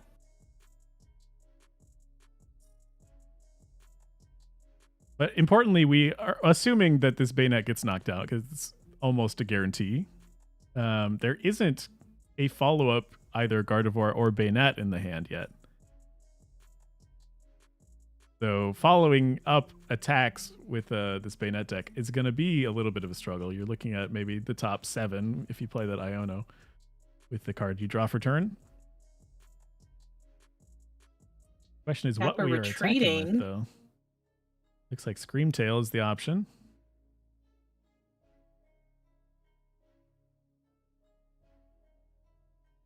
Leaving with 50 damage counters. This is 100 damage Psychic Scream. Going to take out one of the Curlias. They're kind of saying we can leave this Bayonet. It can be KO'd later. And we're going to take out the draw instead. 30 damage isn't the biggest threat.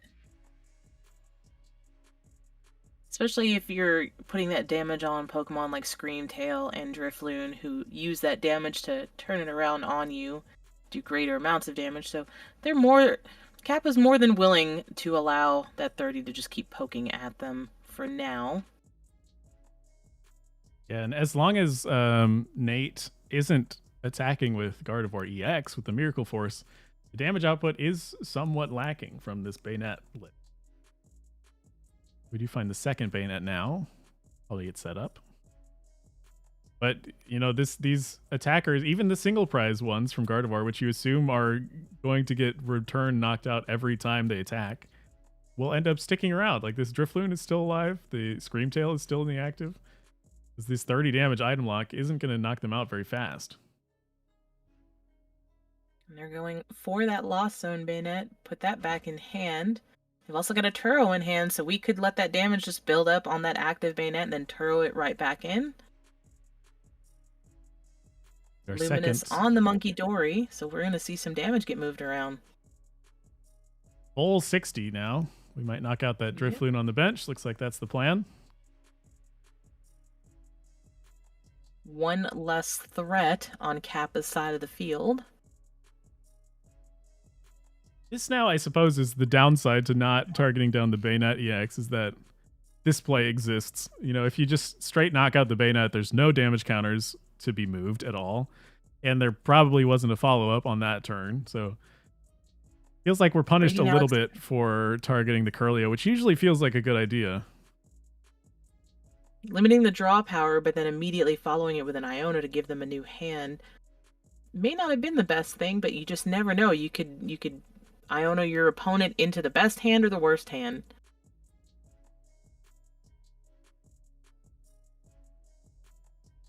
See what the plan here for Capador getting their first Monkey Dory. It feels like a little bit of an arms race in this matchup. You need to match the amount of monkeys that your opponent has to stay in it. Unfortunately, it looks like Nate's Circus is running a few more monkeys than Kappa's right now. Being able to move more damage around. So the Screamtail is just going to take out the second Curlia, now fully removing the draw power from Nate's side of the board. But draws into an Iono, so it's the same, you know? It's to see 5 fresh cards anyway. And putting Kappa down to 4 wasn't a bad option either, though they do have 2 Curly on their bench to still refinement and potentially draw back into some new cards. None of Nate these debating targets, on that counter catcher. none of the targets feel that great. Because the damage that you're doing is going to get Adrenabrained away anyway. And almost anything that's on the bench here could eventually start attacking for Capador. So going to hold on to the counter catcher, just do the item lock here on the Screamtail, even though that damage perhaps is going to get thrown back from the Monkey Dory. And then we can just see 2 Monkey Dories throw some more damage right back. It's going to be hard to deal with this Screamtail. I wonder if we will see a Poltergeist to finally knock out this attacker. But as it stands, Capador is able to just ping away at the bench Pokemon with the Screamtail and kind of assume that if they're going to keep item locking, the Screamtail is going to stick around.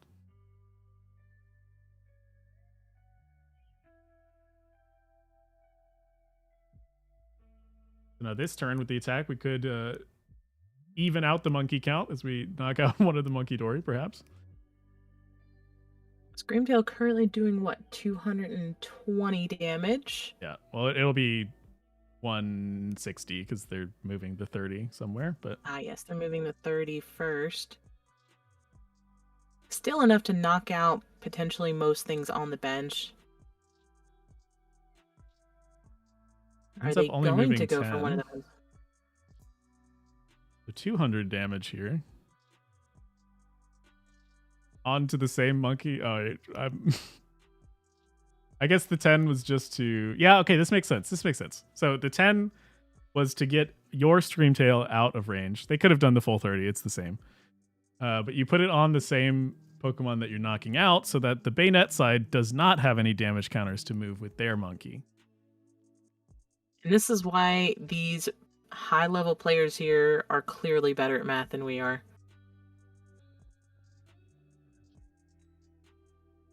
Going to Rod a Ralts, Curlia, and Monkey back into the deck. It seems like they're thinking about that a little bit more. Do they want the Gardevoir? They do. I think they'll need a Gardevoir. The question is if they'll have time to set it up. As long as the Screamtail, as long as the Screamtail is still around, it is very hard to keep your benched Pokemon safe.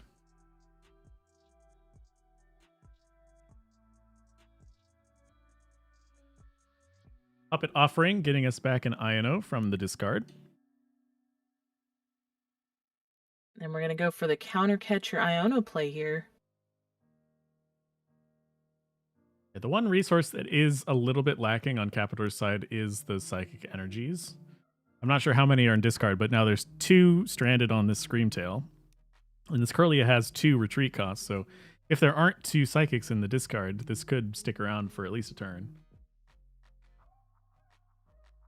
And we still have that Monkey Dory. We could just see Nate poking at the active, using that damage to then move it with the Monkey Dory, trying to get a knockout on this Screamtail before it comes back into the active to become a threat again. So So first refinement of the turn, throwing away the Arvin. Suppose we are looking for psychic energy here. Oh, and even with the gravity gemstone, sorry, this Curlia has 3 retreat cost at the moment. And not being able to play items just means that they don't play any switch cards from what I'm seeing on this list anyway, so getting 3 psychic energy on there when you're lacking in the discard pile, it's going to be a little tough right now. Had 1 in hand, and there are at least 2 in the discard, so we could see a retreat. It would leave the Curlia at 10 health remaining, which is a little scary. But we're going to end up turning into a Gardevoir, so we might see a Miracle Force this turn instead.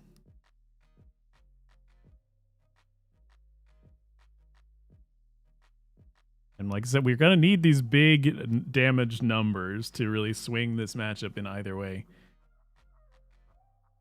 Taking a peek, we're going for the retreat. Bringing that Screamtail back up, would much rather lose the single prizer than the 2-prize Gardevoir there. Yeah, and I'm not sure that's even going to happen because the Screamtail is going to take out the Ralts and there's not going to be any damage left to throw. So, like I said, the Screamtail is hard to deal with. You know, it's 40 health. It's going to need a Poltergeist probably to take it out.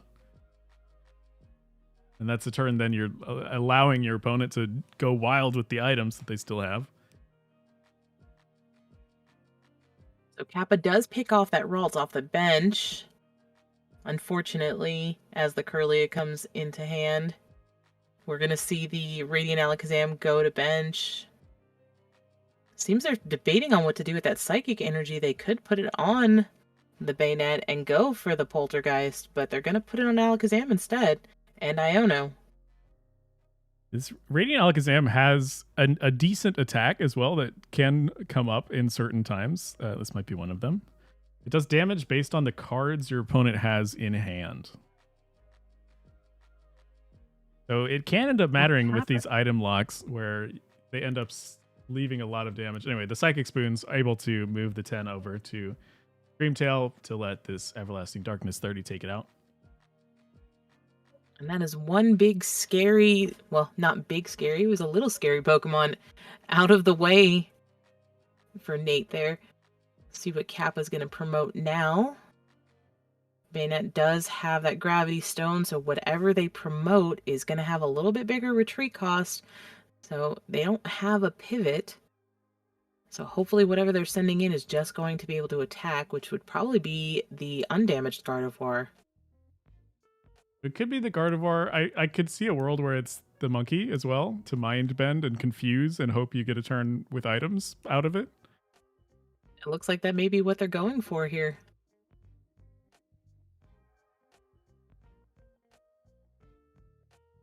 Another Curlia. We do have draws from Capador, which is nice.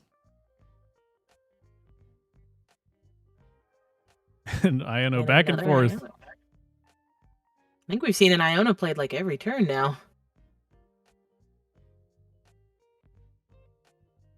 Putting Nate into another monkey boss and a Curly and Buddy Buddy. Maybe grabs the Ralts. Particularly useful. The Ralts are a little safer now that the Screamtail is gone. But they have to have the turn for both of them. I don't even know if they have 2 left in deck. I think a good chunk of them are in the discard now.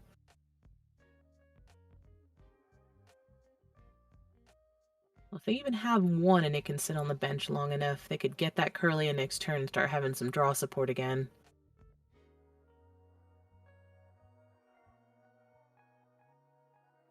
Five energy in Kappa's discard there.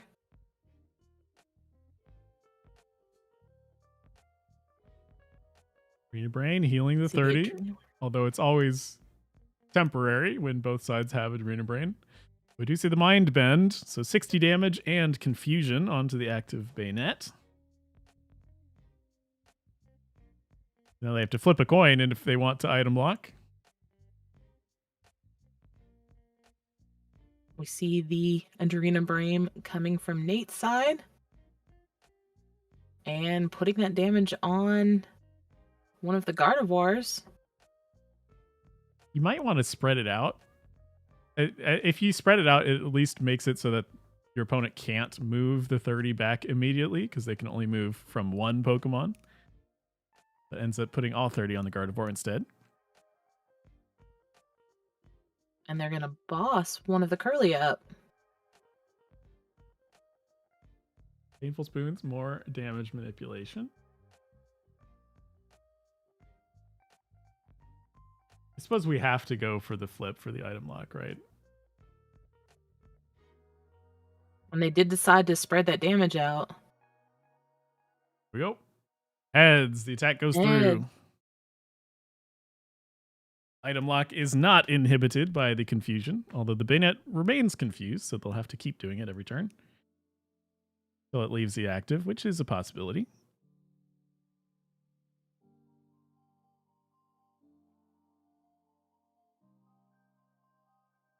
Trying to bring that damage off of the Curlia right back to the Bayonet. Psychic Embrace.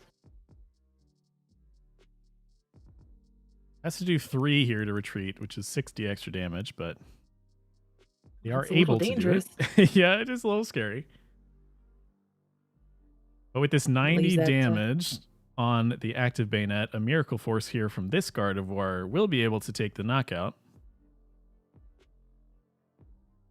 Finally, getting rid of this big scary ghost that's been stuck in the active for so long. And that'll be the last 2 prize cards for Kappa. Yeah, with this Screamtail in the early game, able to kind of go unchecked for so long. Able to ping away at the draw power from Nate and eventually able to take all their prize cards in this kind of back and forth game. So game number 1 goes to straight Gardevoir. See how it goes in game number 2. But yeah, this is like we expected, a very back and forth matchup. Damage counters are flying back and forth. Monkeys are going crazy, but it seems like not a whole lot of progress being made. Then eventually one side able to make a Nate has opted call. to go first. So let's see how that plays out. It should help Nate get evolved a little sooner. Maybe they can get that lock off a little sooner. Seems to be like... Kappa did have quite an explosive first turn going second last game. Got them set up pretty well. Right. The question this game, I think, is how will they be able to deal with the Screamtail? Is that, if they were able to knock out the Screamtail a lot earlier than they did, that would have saved Nate a lot of trouble in the match.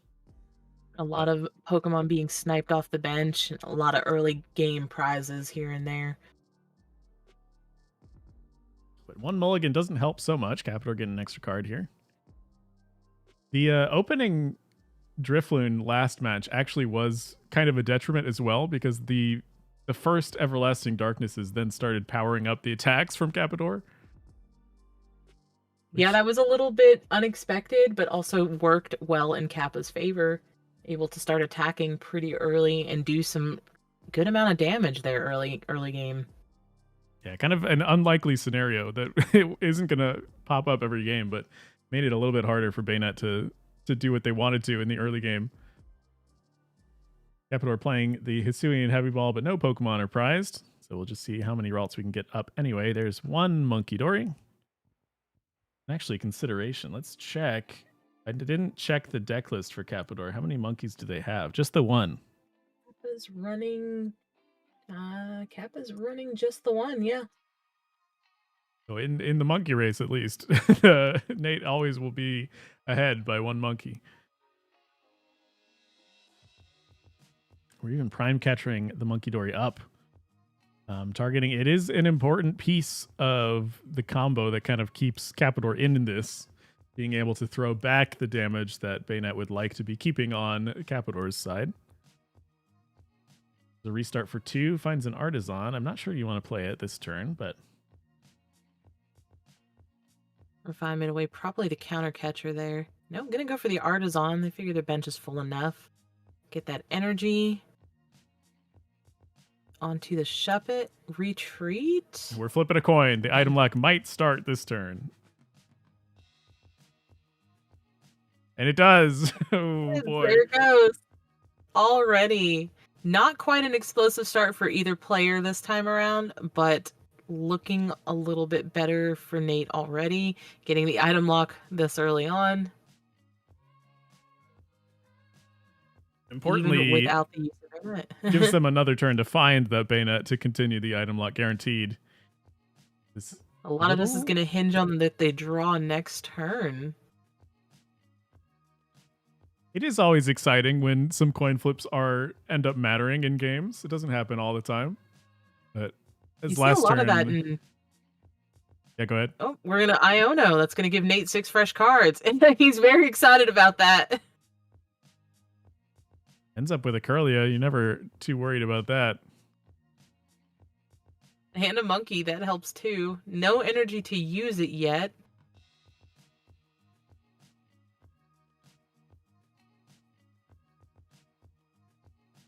But yeah, like I was saying, the confusion coin flip last game, and now this item lock coin flip this turn, even draws the Bayonet off the top deck. And you see a lot of these coin flip cards in formats where they play best of one, especially in places like Asia leagues where they, like I said, they play a best of one format, so they take a little bit heavier of a gamble on those coin flip cards that can make or break games. And they did manage to get the energy to make the monkey useful. Gardevoir already on the field. We're going to attach and go for the retreat. Yeah, leaving the energy. Leaving the energy in the discard. This makes a lot of sense. You get your damage to start throwing around with a Drain a Brain, and you're still able to evolve into this Bayonet. Now, where are we going to put that energy? Going on the monkey. Yeah, hoping that through the item lock, they're not going to be able to find the energy that they need to save the Monkey Dory, essentially. It's a pretty good gamble. They do have 2 refinements, though, so they're drawing 5 cards this turn. Might run into one of your dark energies that way. Nate's field looking just a little bit better than Kappa's right now, though. Certainly, yes. They do find another Ralts to set up more draw. And they find the one dark energy. Never punished. So with this dark energy, they are able to remove 30 of that damage, so this monkey isn't in threat of being knocked out next turn. Now, Nate does have another Psychic Energy in hand, and Gardevoir on field. They could just put the energy onto Bayonet and start using Poltergeist. There's a good amount of cards in Kappa's hands that there's a good chance some of those are trainer cards, and they could get the knockout with that. Yeah, the trade-off, I suppose, is how worried are you about your opponent being able to use items that one turn? Because, of course, if you're not using the Everlasting Darkness, you are not keeping the items in your opponent's hand. So I don't think you're too terribly worried about a Gardevoir using items, but I mean, the rare candies aren't really an option at this point. They've got 1 Ralts on the field. They've got 2 Curlias. So if they have the Gardevoir in hand, they could just evolve one of the Curlias at this point. Yeah, I would say the more important items for them to be using are things like the Super Rods later in the game to get back attackers. So you're not worried about Super Rods yet. You are a little bit worried about Earthen Vessels, I suppose, for getting the energy set up. Yeah, I would think Earthen Vessel and Heavy Ball are about the items you're looking to use right now. Like you said, to get your energy set up and to maybe get something important out of your prize cards. We saw that Screamtail was prized last game, and we saw how that ended up being the MVP. Gonna Adrena Brain to the Monkey Dory. Just keep passing that damage back and forth. It's just gonna slowly stack up. And with this, with the Mew on the bench, there isn't room for the Radiant Alakazam, which could actually set up for a KO on the monkey this turn. But we are going to keep the item lock going, boss up the Curlia instead. Leave the monkey for another day. It is so worrisome to me when they're leaving these abilities in play, because then these damage counters really aren't stacking up much of anywhere. The 30s are just going No, back and forth. Yeah, we're just going to see that back and forth while the Bayonet just continues to pop 30 down every turn with the item lock. So it will eventually build up. It's just going to be a slow build up, and it's going to be a matter of where does that 30 land that it takes a knockout. In the meantime, Capador are able to start building up the psychic energy reserves in the discards pile through these refinements, which of course aren't shut off as their abilities. There's the Scream Tail, very important attacker. There's that Scream Tail. Probably needs to find the Bravery Charm in addition to really get the most out of this attacker, but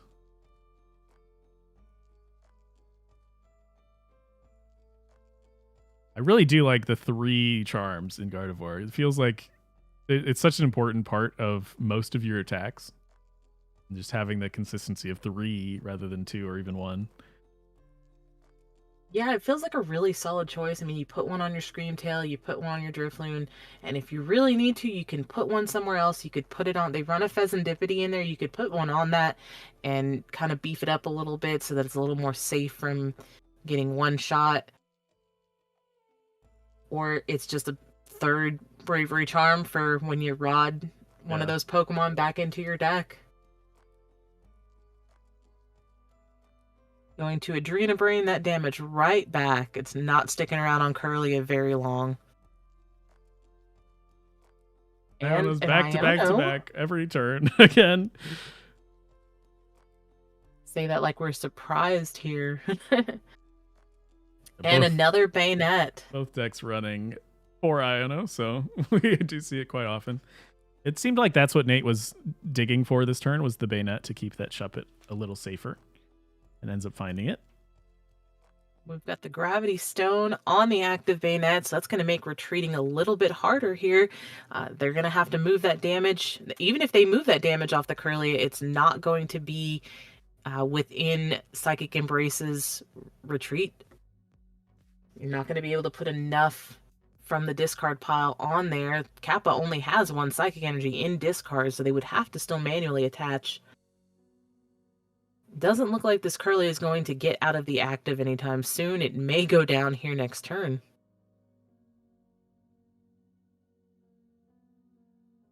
That's true. Capador does, as you said, need to be setting up more Psychic in the discard to be able to attack with something like a Scream Tail or even the Gardevoir in the future. But they do have 2 refinements a turn for that, which feels pretty good. As we see 2 of them. Yeah, the first refinement was another one as well.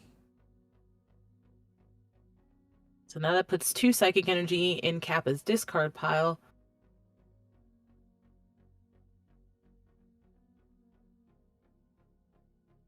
So there's the manual attached. They can move 30 damage off the Kirlia and then Psychic Embrace 2 Psychic onto it at that point to manually retreat it.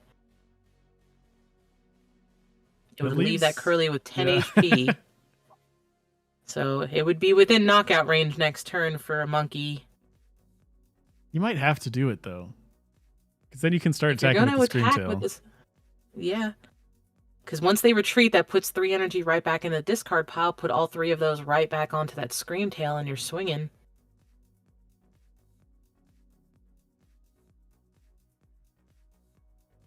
Well, they could retreat the Kirlia, promote the Scream Tail, Psychic Embrace 3 energy to Scream Tail, and take a knockout on the monkey before Monkey Dory can take a knockout back on that bench Kirlia.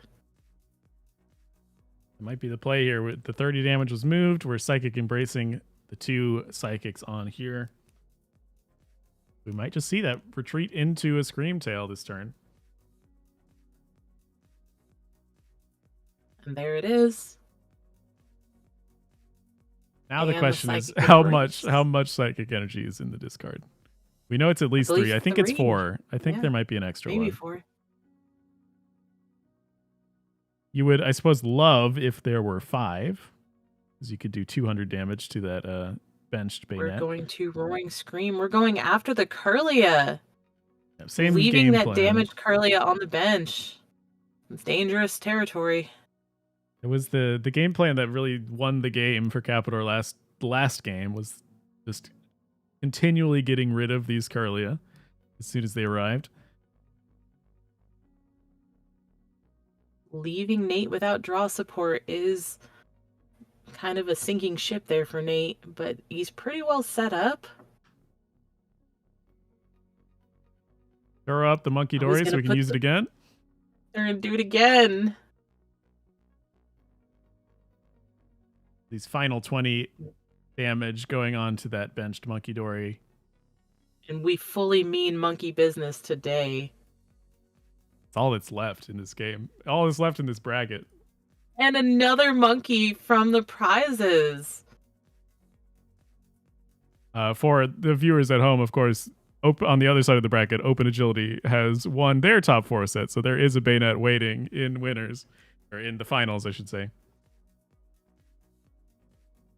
So the winner of this gets to play another one. Yeah. I actually think we might go to game 3. Things are looking like they might be favoring Nate right now. If they can take out this Screamtail. The big difference I would say for Nate this turn is that, or this game, is that they have the Gardevoir set up this time. Last game they were unable to set up Gardevoir at all because any Ralts they placed on the bench immediately got Screamtailed. That could be the big difference here. Yeah, it took a few turns for Kappa to get that Screamtail out this time around. It gave Nate a little bit of time to set up and get where they wanted. 2 Bayonets, the Gardevoir, the Mew for draw if their hand gets low enough. So we'll see here. Kappa could go a clean 2-0. You never know.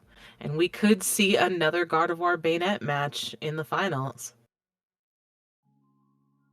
Able to set up the Drifloon with the Charm this turn. And now screaming away the other monkey. Now all 3 monkeys in the game are in the discard pile. 2 for Nate and 1 for Capador. Oh, right. Sorry. It was Turod, the first one. It was Turod. Yeah, so there's one more. There's one more. Yeah, he's got that other one in hand that he pulled off the prizes there. And he's got the Radiant Alakazam now. Putting that damage on the Curlia. Just 10. Just 10. Just enough to take the knockout. Psychic from Nate the prize. Is staying even on prizes there. What are we going to rod back in? A Curlia and a Ralts and the monkey. The monkey is so important, it feels like, in this matchup. And in most matchups, but especially here. Especially with Nate running more monkeys, so it's not just back and forth damage. They can have the advantage on damage movement. But Nate choosing instead to bench the Ralts. They already have the Radiant Alakazam to manipulate damage on Kappa's side of the field. Having a Curlia set up to try to get another Ralts, or having the Ralts set up to try to get another Curlia for draw support seems better. Speaking of, Capador finds their second Curlia. Now we are again reaching the limits of our Psychic in discard for Capador, as there's 2 stuck on the Screamtail and 1 stuck on the Gardevoir, so it's going to be that much harder for this Curlia to retreat. Gravity Gemstone making it that much harder even. So they will need, they only have, what, 4 left? They run 7, so yeah, they only have 4 left in total. And I believe 2 of those are in the discard. Bossing around the Gravity Gemstone might make it possible here now, only needing 2 to retreat rather than 3. It worked out pretty well. And we put an additional damage counter on that Screamtail. Locking that Alakazam in the active was a pretty solid choice there. Yeah, but your opponent does have the Gardevoir that can start to... It can get the Psychic onto the Alakazam to try to retreat here. Does Nate have enough in the discard pile? He does have 1 in hand, so he only needs 1 in the discard pile. Yeah. I assume the play was... Obviously, we know that the Psychic is in hand, but... And we're going after the Mew. That's a nice 2 prize pickup there. Now, perhaps a full powered up Drifloon could take out one of these Bayonet, and that's the plan to get your last 2 prize ghost cards for Cappador. But as we see, the Psychic Embrace can get our Alakazam out of the active, for now at least. We're bossing up another Kirlia. Set it right back up, needing to find these 3 energy. Right back to the Bayonet.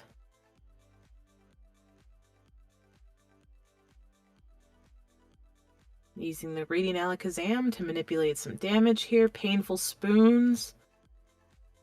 Yeah, actually going to make it harder for the Screamtail to do more damage, moving the 10 from there to knock out the Kirlia. Take one more prize. That brings Nate to 3. Only 1 prize behind Kappa. And Everlasting Darkness for 30 more damage on Kappa's side of the field. And no monkey to move that around. And no monkey on Cappador's side, but it's a little bit harder for Nate to use his remaining monkeys as well. There's 2 of the 3 Luminous in the discard, I believe. And there's no dark energy, so no Super Rods able to get those back. The Luminous are one-time use, essentially. They get knocked out, they're gone.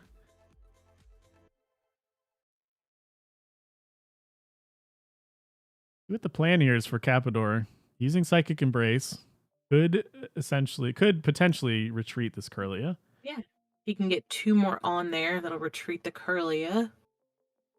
Although no, there's only 7 in the list. We might see a slap here. Or oh, that's true. There's 4 on the Screamtail. Now with 2 on the Kirlia and 1 on the Gardevoir. That's the full 7.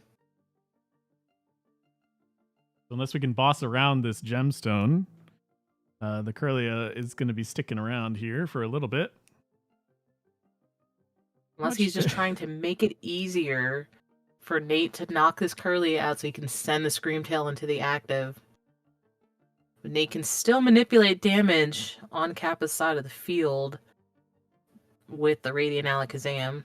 I'm going to see the Iono. Brings Kappa to 2. And it puts the monkey and the last Luminous energy into Nate's hand. Rough. That's rough. Temple of Sinnoh. Okay, the Sinnoh does shut off the Luminous. At the very least, that is good. And a slap for 30 damage. It feels like it should do more than that. A little sad, but...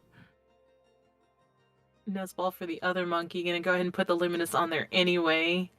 And Iono. Put Kappa right back down to 2. For in Kirlia. And another Kirlia. Yeah. Pretty big draw here. Does Cappador have a way out? Or does Nate, rather? Nate has 2 Artisans, so there's maybe 1 left in the deck to get rid of the Temple. But without drawing it now. Another item lock, leaving this Kirlia in the active. The Screamtail now with 30 HP remaining. So if the Adrenabrain is ever turned back on through an Artisan, it's 1 Adrenabrain away from a knockout. So if Kappa can somehow boss around this Bayonet to retreat this Kirlia, we can see that Screamtail come up, and it's got 110, so it's doing 220? I'm not sure. They've used their 1 boss already, and I think Prime Catcher was maybe used. They're running Secret Box, not even Prime Catcher. So yep, they are running Secret Box. Yeah, there's no way of getting around this now, which is a little risky. Only 1 boss and no Pal Pad for recovery either. So they do have 2 counter catchers, but they are ahead on prizes and still item locked. At the very least, this Kirlia can slap every turn, but I think that is the only thing available to Cappador at this point. Be slapping until this Kirlia is knocked out from the 10 damage. I guess it doesn't even need to because of Painful Spoons. Yeah, he's just going to continue to Painful Spoons the damage off the Kirlia to the bench wherever he wants it. So the Kirlia will never, in theory, actually get knocked out. It's just going to take it will eventually get knocked out since Painful Spoons is only moving 20 and Everlasting Darkness is doing 30. But it will take a good amount of time. Should allow him to be able to, first of all, pick off this Screamtail. But that will immediately put 4 Psychic Energy into the discard pile for them to then elevate to the Drifloon. Yeah, that has to be the last prize taken. So maybe it's time to start putting that damage on the Drifloon now. Take about 6 turns to Painful Spoons enough damage over there. Looks like that might be the plan. Stall him out for about 6 turns. Unless they can draw into the Artisan and get rid of that Temple of Sinnoh, then it'll go a little quicker with the Monkey Dory also moving damage. If it's still, I'm not sure if there's certainly one in the discard. And we don't know what the other 3 prizes are, but I feel like they are drawing cards as if the Artisan is still in the deck. They refinement that turn. Capador still refining as well. I'm not sure what they're searching for at this point.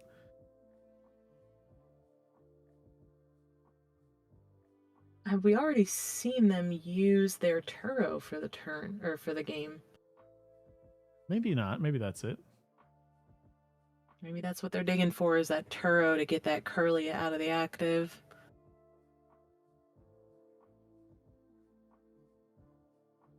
Oh, there's the Dark Energy. Manual attach from the Dark Energy. Wait, was there not an Everlasting Darkness that turn? They were able to use Super Rod and... Yeah, they didn't attack. Huh.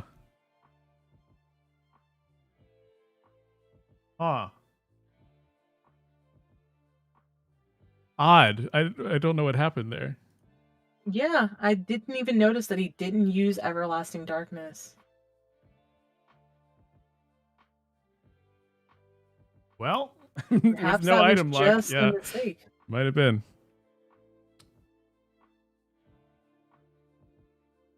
But if things stand, that is Capador taking 2-0, yeah.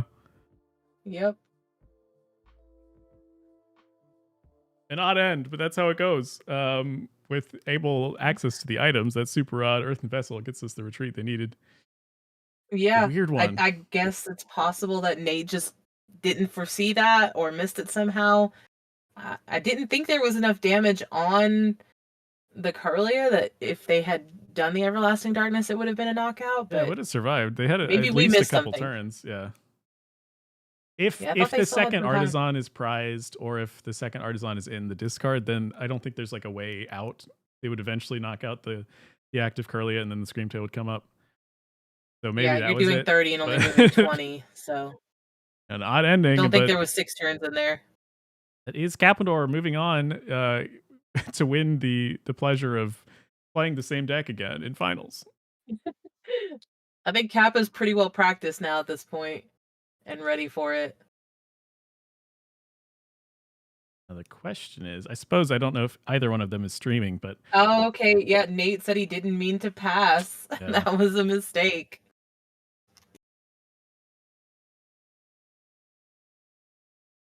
That's how it goes, though. It shows you the importance of in-person announcing, the correct sequence of plays. But even on live here, you got to hit the right buttons in the right order, even if it seems like it's a locked position.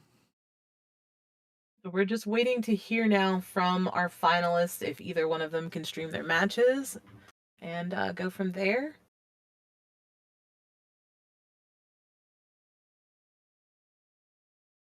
It is very interesting to continue seeing this Baynet deck do well online. I'm wondering if it will eventually transfer into these upcoming regionals or ICs that are coming up. It seems like it's pretty well positioned. Show up at regionals. Yeah.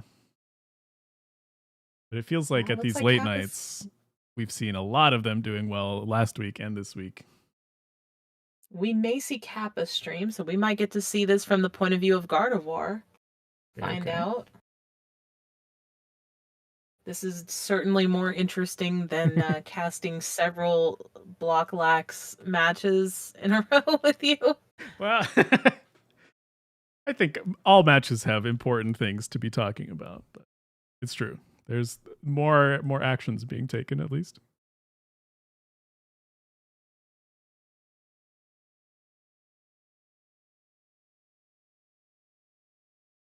Ooh, you know what?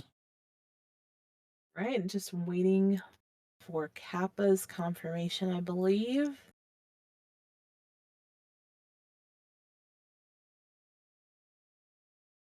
Get some music on this scene. There we go. Yeah, sure. Get the jams going. At any rate, 2 Gardevoirs in finals. Who would have thought? Despite only being, let's see. Actually, it's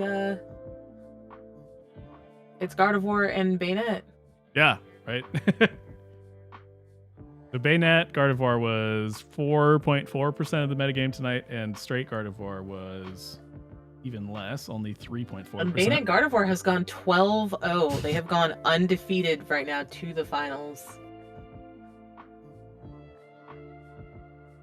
Yeah, between the two of them, they've shot this deck up into a 63% win percent for this tournament. Doing very, very well, despite a somewhat large percentage of the rounds playing it. I think some decks might need to start thinking about ways to deal with this Bayonet, because it seems like it's here to stay for a little bit at least. And we certainly don't have cards like Pokemon Ranger hanging around anymore. I was not even. What did Pokemon Ranger do? I'm curious. I believe Pokemon Ranger turned off all active effects. Ooh. As a supporter? I'll pull that up real quick just to make sure I confirm that. It was an XY era card. Sure. So yeah, remove all effects of attacks on each player and his or her Pokemon. Hey. It's a nice effect to have access to. Yeah, we saw a lot of that during the tag team era, especially when Arceus, Dialga, Palkia was around taking extra prizes. I love the Pokemon Ranger games as well. That was a fun game. I think we're ready for a remake. Yeah. Well, there's at least Switch. 2 or 3 of them. But yeah, it certainly could. I was ready for a Pokemon Snap remake back on the Wii U. I'm very glad we got it on the Switch system. I thought the Wii U would have been a great system for it. But I think we could do for a Ranger game now. You know what? I would really love to see Pokemon Conquest come back. Oh, sure, yeah. That's one we haven't seen. We only got one in that series, too. So it looks like... Yep, there we go. We're about to head into this match, huh? Okay, yes.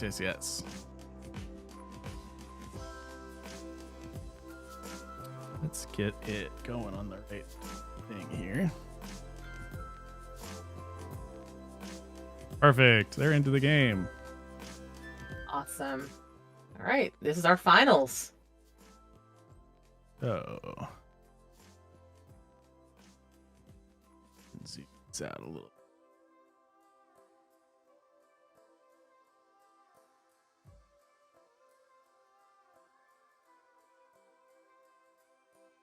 So we are on the perspective of Capador here.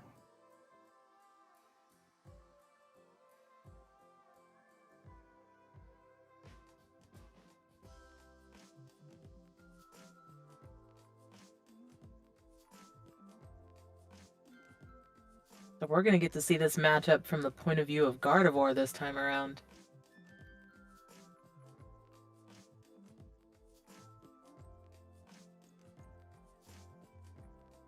All right, a gameplay is centered. We can see the timers. We can see the V-Star buttons.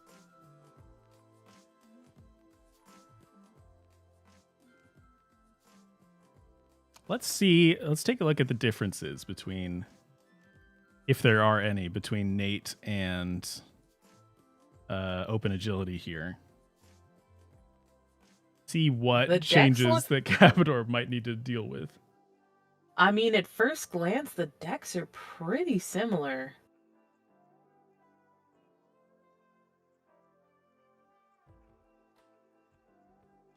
Yeah, it looks like the only difference is Open Agility has 3 of the Astral Radiance Ralts, the 70 HP Ralts, whereas Nate had 2 and 1 of the Memory Step Ralts, and that's the only difference. So not a whole lot. No, not a whole lot here. Still running 4 Iono, Cypher Maniac, Turo, Prime Catcher. I think I'm seeing 3 trekking shoes here. I think Nate only ran 2. Not a huge difference.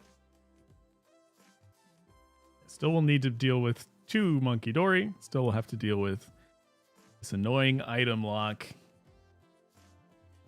6 Psychic, 3 Luminous, so the counts are all about the same.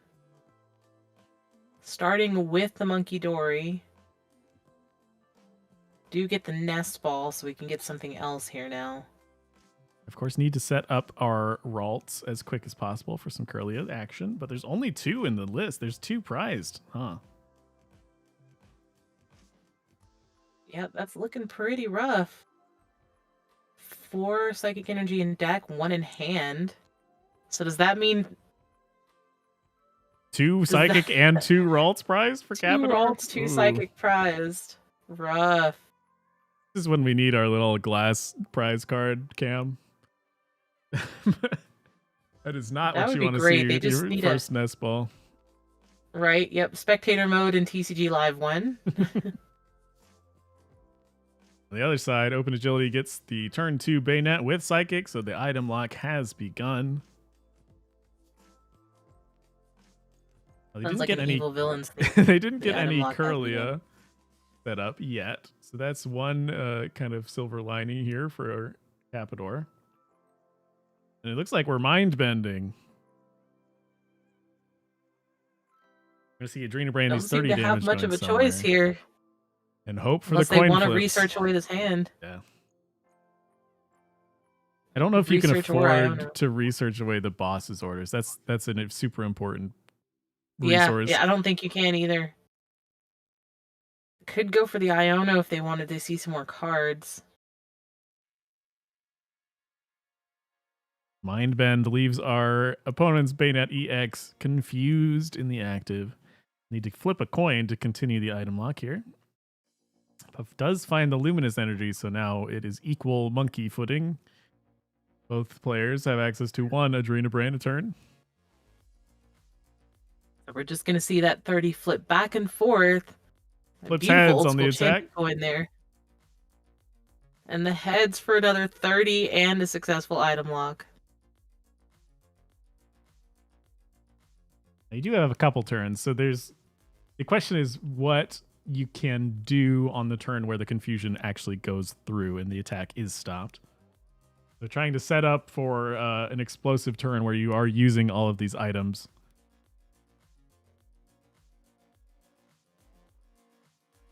Going for the Mind Bend again. It's going to put them with 100 HP left on the Bayonet. It's a little bit important that it is 60 damage rather than 30, so the damage does start racking up on this Bayonet. They just need 1 good tail flip.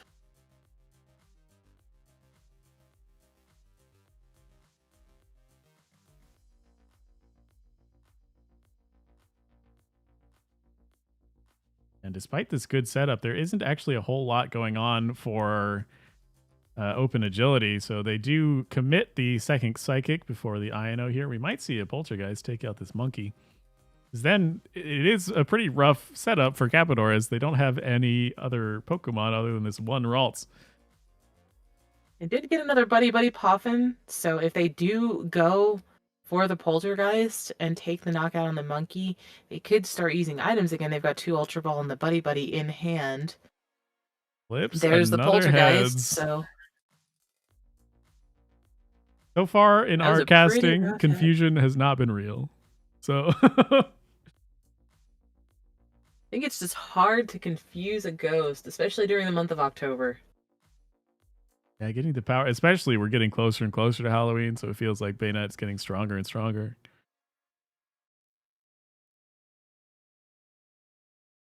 But Capidor does have access to items this turn, as there wasn't Everlasting Darkness last turn, so we are going to get at least set up with some Raltses here. Although, again, there's 2 prizes, so it's only 1 Ralts. Only 1 Ralts left in the deck. And I think they're about to give that away. Clef? Do you really want a Clef key on the bench?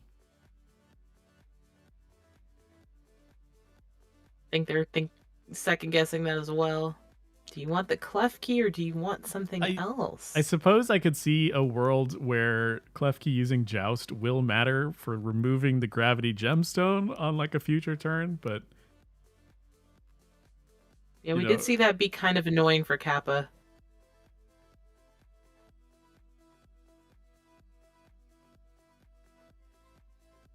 We're just going straight for the Kirlia. I suppose if it is active, it's shutting off Adrena Brain, right? Yeah, that is true. So we're not going to see that damage get moved around. Go for the Refinement. 2 fresh cards. We get another Psychic Energy and a Night Stretcher. That Night Stretcher could make a difference. Get back something useful here. Do we want... We're going to go for the Monkey. Now, theirs is also locked off by the mischievous lock of the Clef key, so in the future it will be helpful, not right now.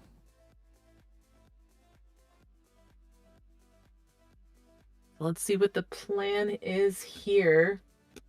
Toss up the Kirlia. This does turn on the Adrena Brains now. We're able to retreat into this other Bayonet, so curing the confusion. They seem to have pretty good luck flipping heads there. I don't think confusion was really a big issue. Because it might not have mattered, that's true. But we're just immediately going to take out this Kirlia. And targeting the draw power. Temple of Sinnoh, there is a more permanent removal of Adrena Brain for now. Suppose you don't need to commit it yet, but there's not a whole lot else going on for Capador with this hand, so it'll be Clef key in the active and then pass. That Temple of Sinnoh could also turn off Bayonet's attack as well. That would just make that energy just a colorless energy. They would have to then attach Psychic Energy to Bayonet. No Gardevoir on the field yet, so they would have had to manually attach a Psychic Energy. Going for the Cypher Maniac. And having that, they would have drawn out of the Sinnoh anyway, so in hindsight, it makes sense to not play it yet. Not yet, anyway. Not while you still have Mischievous Lock on the field. But it's looking really rough right now for Kappa. Yeah, unable to get the setup they really wanted, and then hoping that Monkey Dory could keep attacking, but Poltergeist able to shut that off. Yeah. For Open Agility, being able to flip those 2 heads in a row is pretty crucial. There's the Gravity Stone. It's going to lock the lock. It's time for Joust. It's time for Joust. It's why he searched it. It's got to be. Yeah. Yeah, there we go. 10 damage and removes any tools on the defending Pokemon before the damage is done. And now that thing is gone. That was the only one in the deck, so we don't have to worry about seeing it again.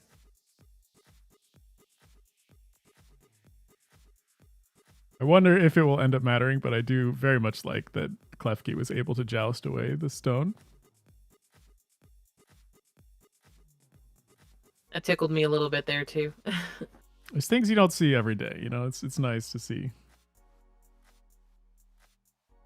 Bossing around the Klefki into the Ralts and Adrena Brain. But continually targeting these Ralts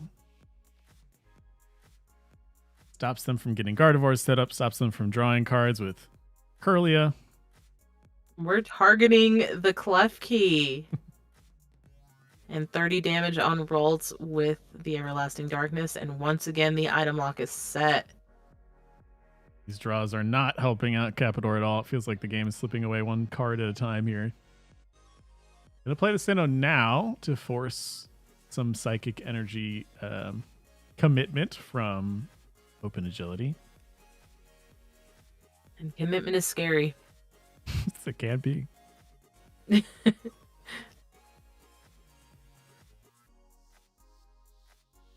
I think though, with about 14 cards in your hand, it doesn't feel so bad. Those would be 12. 11 cards in hand Yeah. and 3 refinements on the field.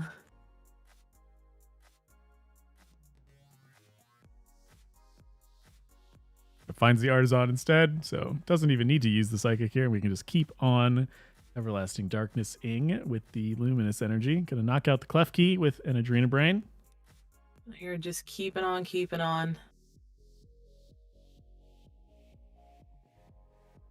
Another refinement.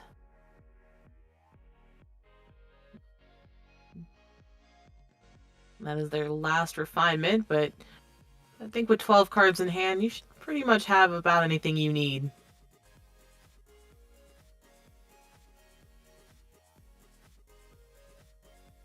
The item lock going, leaving this Ralts at 1 or 10 damage away from a knockout. Does find the Heavy Ball to get our prized Pokemon here.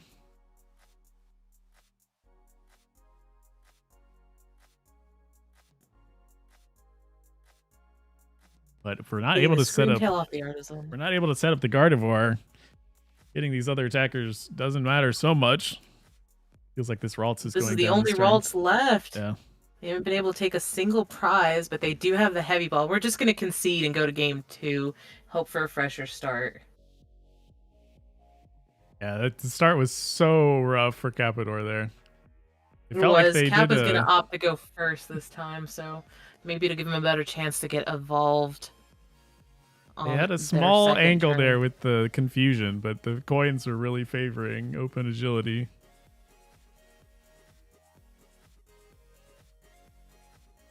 I wonder if we see another confusion attempt, because it feels like that is a route in. You start doing more damage to the Baynet, you potentially get yourself out of the item lock.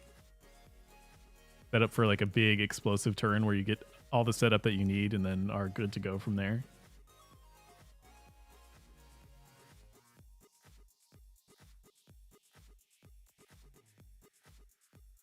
Just waiting on the challenge.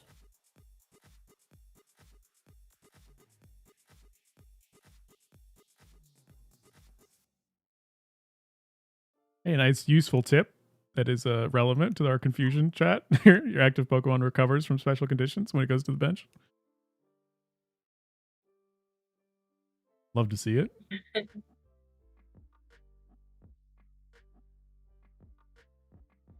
Starting game number 2, Capador hoping for a better start than last game. Hoping to not prize 2 Ralts, hoping to not prize 2 energy. Yeah, that was pretty rough. 2 Ralts prized, having a slow start, bad draws all the way around. 2 tails, or 2 heads on the confusion there.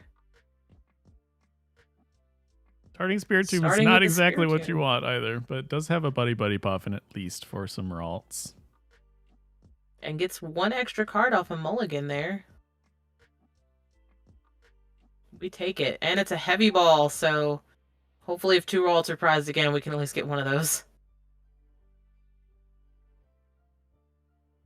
Having the Secret Box in hand's not bad either. To use it on a turn before the item lock starts, yeah. Yeah. And all 4 Ralts are in deck. We love to see it. Don't see Screamtail, though. I think Screamtail is prized. Nope, there's Screamtail. Like our energy count to 6 and 1, so there's Evolution. 1 psychic. The 1 dark energy. I believe that was 4 psychic in deck. It was 6. Was that 6? We got our 1 boss in deck. Looks like a lot of the good pieces are here.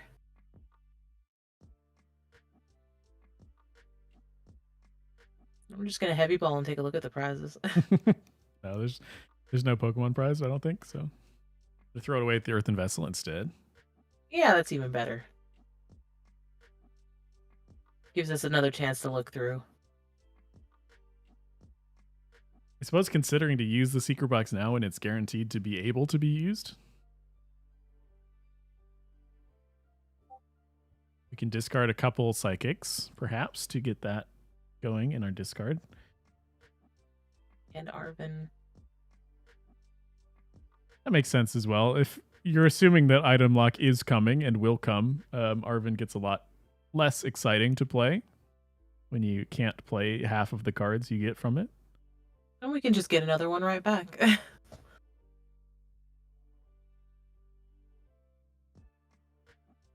Deciding instead on something different, though. I mean, we have a professor in hand. Would an Iono be a better choice than Arvin at that point? It might be, they're thinking hard. Go for Buddy Poffin for sure to get some more Pokemon. But you never know. In case they don't get the item lock off next turn, maybe the Arvin is going to be useful. So we'll get another Ralts and the Drifloon down now. I think they're debating on that. So we do still have the Screamtail in deck. Well, 3 Ralts on the bench is pretty solid. Yeah, much better turn 1 from Capador than last game.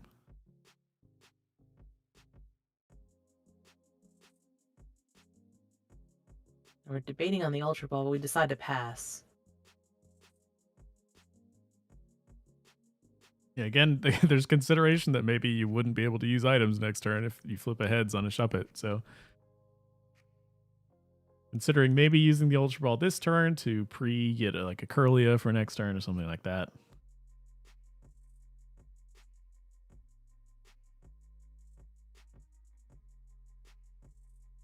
So open agility using the Ultra Ball.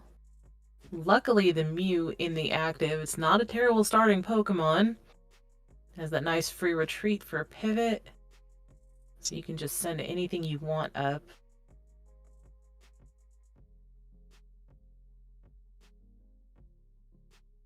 Checking their prizes here, the first deck search, I'm sure.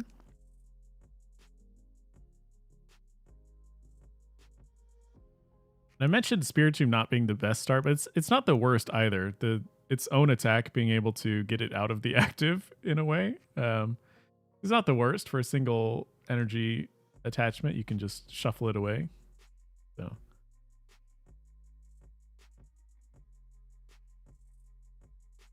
at the very least, the Spiritomb is not like an ongoing threat to your board state.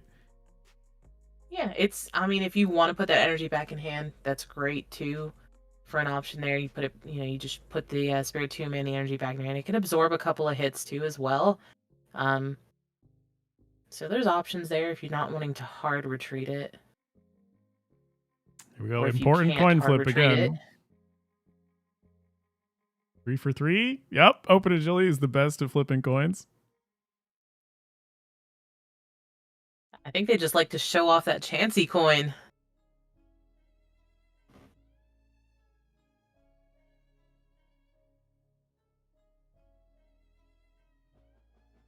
We might see the fade out this turn.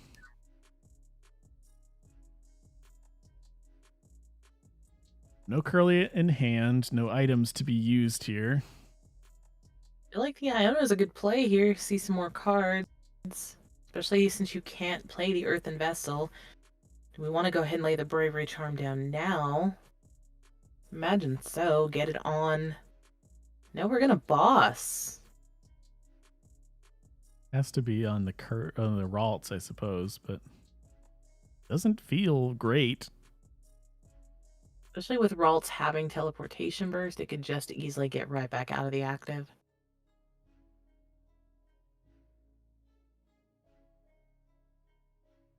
Yeah, gonna preset that Bravery Charm. We might send the Drifloon up to tank a hit if there is going to be an item lock, so it gets some damage on it. It's not a bad choice. We can Iono next turn, maybe see some more cards. There's the Bayonet. I think we're just going to hard retreat this Curlia and start item locking with the Bayonet.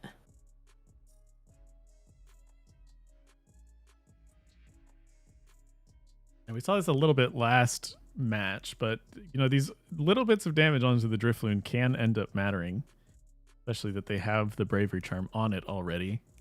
So it's not, the safest Everlasting Darknesses of all time, but it will keep the item lock going at the very least. Especially with them not having Monkey Dory or Radiant Alakazam out there for them to start manipulating the damage there. Hope that this INO leads into some Curlia. We know that the bottom 6 and these 5 aren't Curlia, so there's a higher chance. At least we find one. And we do find at least We got one. at least one. We can safely We throw also this have the screen Greninja channel. away.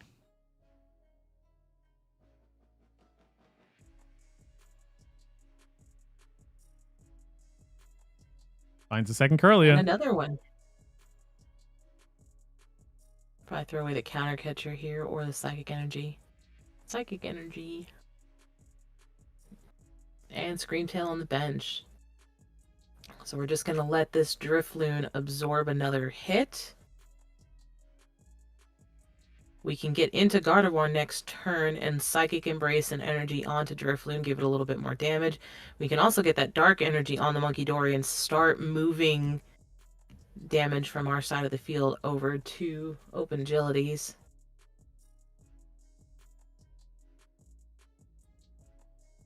And drawing into the Gardevoir is actually very big, because we could potentially knock out a Baynet next turn with this Drifloon, thanks to the extra damage from the Psychic Embrace. You know, that is a certain way of getting out of the item lock, is to just KO the Baynet. So, and we see Monkey on the other side.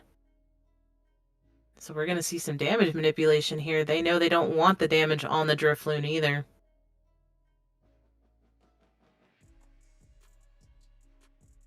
But there's enough psychic energy in Kappa's discard pile there. yeah, if they end up Everlasting Darkness-ing this turn, I'll leave it at 60 damage counters, and then you Psychic Embrace 2 more on. You're doing 300 damage suddenly with a Balloon Blast. So enough to knock out a Baynet, if that's the route that they choose to go for.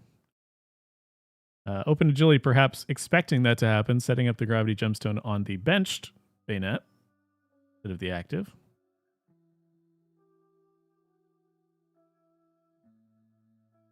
To decide where this 10 damage goes onto a Curlia. Not the most substantial amount, but could end up mattering in the future.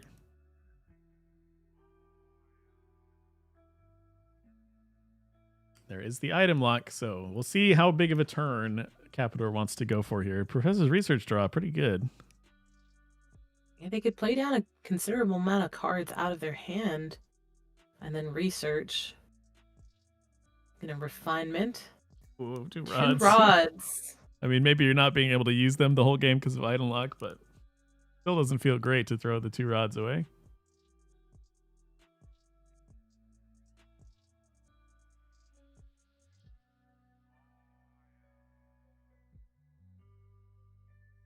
So now we're having a debate here. What are we gonna Refinement away this time?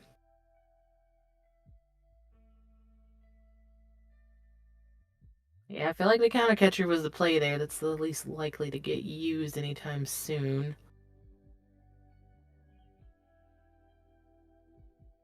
Are we going for the manual attach, or are we going to put that dark energy on the monkey? I feel like it has to be Green Brain, more importantly. Yeah, especially since you can just evolve into Gardevoir here, and then Psychic Embrace. Do you put it there, or do you put it on the one already damaged? I wonder if you even Adrenabrain this turn at all, actually. I mean, you can do it to heal. I don't think you want to leave any damage counters on your opponent's side for them to manipulate. You can use your Adrenabrain to perhaps heal one of your targets, but I wonder if the damage you're throwing is going to end up going on this Baynet instead. Yeah, that's a solid idea, and then you don't put as much damage on your Drifloon. Because at this point, Drifloon has 80 on it. Yeah, if you 240. put another energy on there, it's within range of a knockout from an Everlasting Darkness. We're going to heal this 10 damage, and then 10 plus 240 is enough to knock out this Baynet. First big knockout for Capador here. Gets 2 prize cards. And Great. Excellent math there, too. It was a good, solid strategy there. So now the Drifloon is safe from a knockout from an Everlasting Darkness for at least another turn. And then we can just see the Monkey Dory move that damage around. But even pre-setting some damage and energy on the Screamtail, which Capador expects to be a useful attacker in the next couple of turns as well. Yeah, this isn't the easiest knockout here on this Drifloon. It might stick around. Open Agility does not have access to Gardevoir EX yet, as he just has Ralts on the board. We're going to go for the research. Research away the Turo and the Artisan might be a useful Temple of Sinnoh later. Yeah, that could come back to haunt them later. No pun intended. Got some ghost on ghost action here. Drifloon versus Bayonet. Bayonet putting that 30 down. The Drifloon survives with 10 HP. Yeah, now this Drifloon can just immediately KO this other Bayonet. This doesn't feel very good. Or they could do what they did last turn and they can Monkey Dory, move some damage, and hit. Yeah, you can you Monkey Dory the 30 damage from the Drifloon, and then it's still enough at 80 damage counters to knock out the Bayonet. Just kind of completely undoing the damage from the last attack. Actually, if you use the Monkey Dory to move the 30, you put yourself down to 7 damage counters, which would only put it at 21. It's 80. Plus the 30 would be 240 damage, so the Bayonet would survive with 10 HP. So they have to attack with this full 110 on there to take the knockout on the Bayonet. If they move, oh, you can move the 30. Full 30. You can move the 30. Yeah, we can just move 20. It ends up with 80 if you move 30, and that's 240 damage. Oh yeah, I can't math, see? I'm over here thinking the wrong numbers. But yeah, we can do that. 80 times 3. And that, again, leaves it out of Adrenabrain range. Not that it's easy for Open Agility to even find damage at this point without the Gardevoir. Yeah, solid. Another 2 prize pick right there, so that puts Kappa pretty well ahead there. Good thing Kappa can math better than I can. This is a very math-intensive matchup as well. It's every little bit of damage matters so much. Especially when you're moving these damage counters around. This is about the opposite of Raging Bolt as you could hope for. You know, Raging Bolt is just, you knock them out, whatever their health is. And this is, okay, well, this 10 here matters. And in 3 turns, I'm going to need that 20. You know, like. Yeah, especially when leaving the damage on your own Pokemon also matters.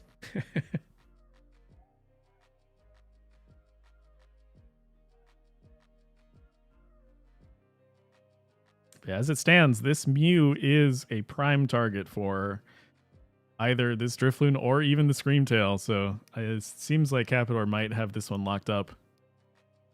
Last game felt so one-sided in favor of Open Agilities, but now it looks like Kappa has a pretty clean lock here. They've got a pretty good loop going on here with this Drifloon. They should be able to take 2 prizes on this Mew. No item lock. They won't be able to counter Catcher. But that Mew can just retreat out. It's free.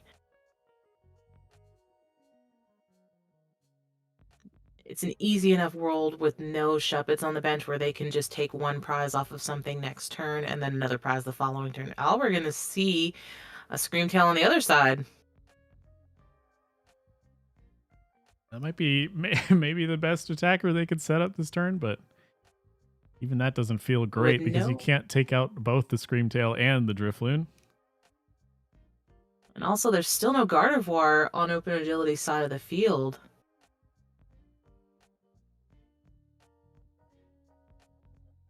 Now, maybe it's one of those 5 cards in hand, but they still have 6 solid prizes left, 7 cards left in deck.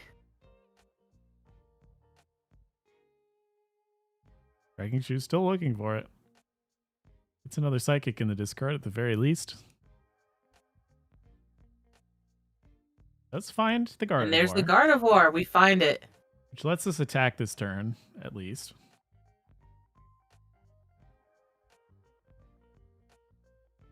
I suppose this also would allow a double Adrenabrain to take out the Drifloon.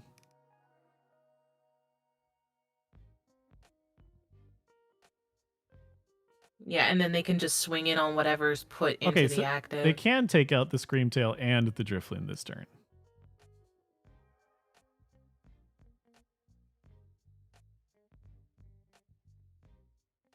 Getting the board fully set up with lots of damage and energy.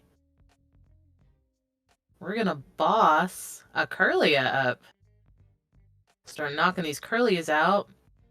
Well, the Adrena Curly is going to Brain. stick around, but this is just them getting to pick what gets promoted, essentially. Oh, I guess they are going to knock it out.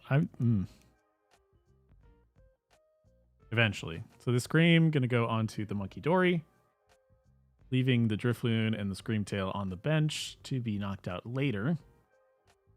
So it does look like they're gonna let that Curlia try to sit there for at least a turn or two. We do have If we find boss, psychic energy in the game hand. is over. We'll see if they find the boss this turn.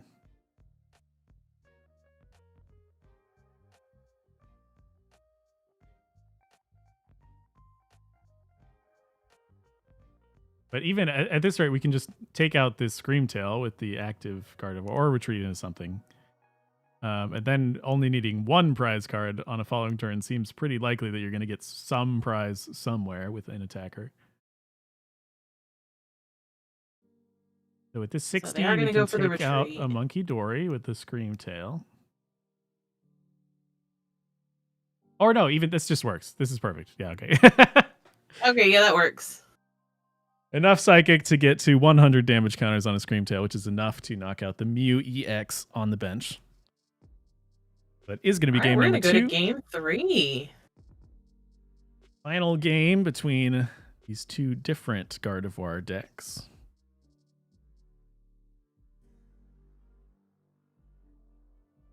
With now Open Agility getting to choose first or second. Going to be first.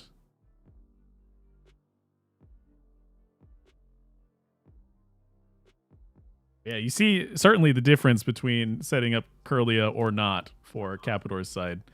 This last game they had, due to 2 Ralts being prized, not able to set up the Curlia draws. But this game, getting all 4 going, it really makes the big difference.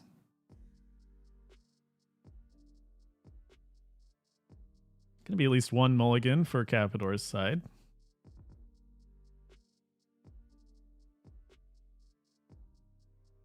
Seeing a lot of mulligans here, especially for a deck that has a lot of basic Pokemon in there.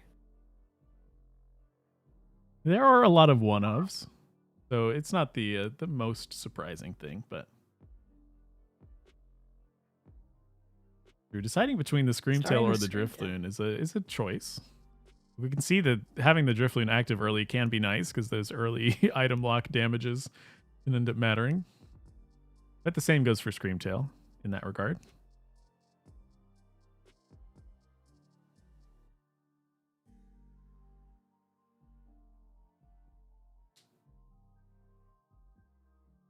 At any rate, turn 1 for Open Agility here. Hopefully can get down a Shuppet or 2. Perhaps attach a Psychic Energy to it.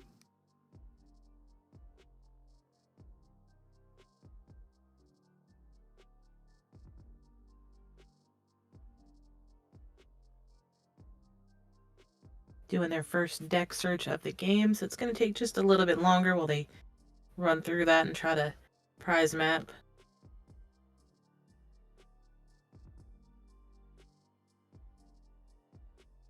Perhaps a little bit more important to be fully cognizant of your prizes in more, I would say, combo-oriented decks such as these, where you really do need these pieces, these varied pieces. So if you're missing, the one of Drifloon or the one of Screamtail, it can put a damper on your plan. You really have to think about a way around it. So important to know exactly what's prized.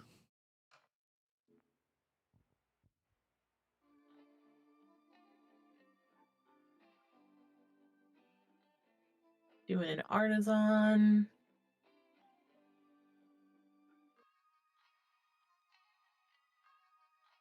Having an early Artisan is probably going to be pretty nice for Kappa as well. Yeah, given this hand, at least, get some Ralts guaranteed is nice. If they can get an energy, they can use that TM evolution as well.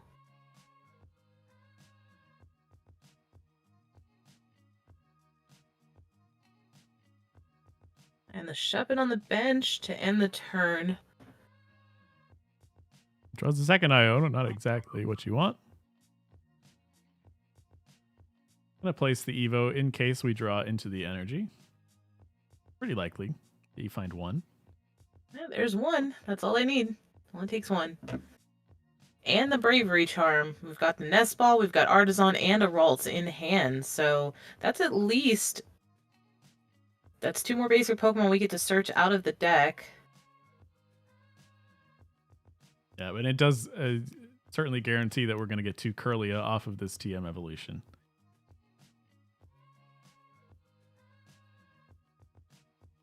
All 8 energy in the deck for Capador. We're checking their deck for the first time. Does have the Turo, does have both Gardevoir, does have the Monkey. Putting down the Ralts in hand. Going for the Nest Ball. Picking up a third Ralts. We want to make sure we have maximum Ralts power. And Very going briefly, for 2 of them are going to turn into Curlia, but maximum Ralts equal maximum Curlia, eventually anyway. And we've got the 2 Curlia now for next turn. If that Artisan sticks around, that gives them another Pokemon next turn if they decide to use that. I expect this Artisan might be stick around for most of the game. There's 1 Temple of Sinnoh in Capador's list, but you want to hold that until it matters, so might be sticking around, but this is certainly a game where both players have access to their Curlia. We see 2 of them hitting the bench for open agility.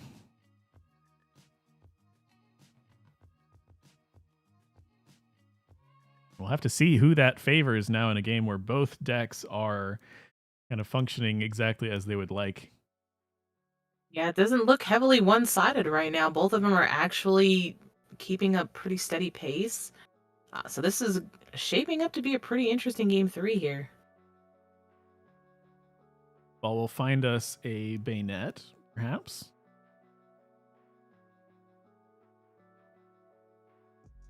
Spiritomb.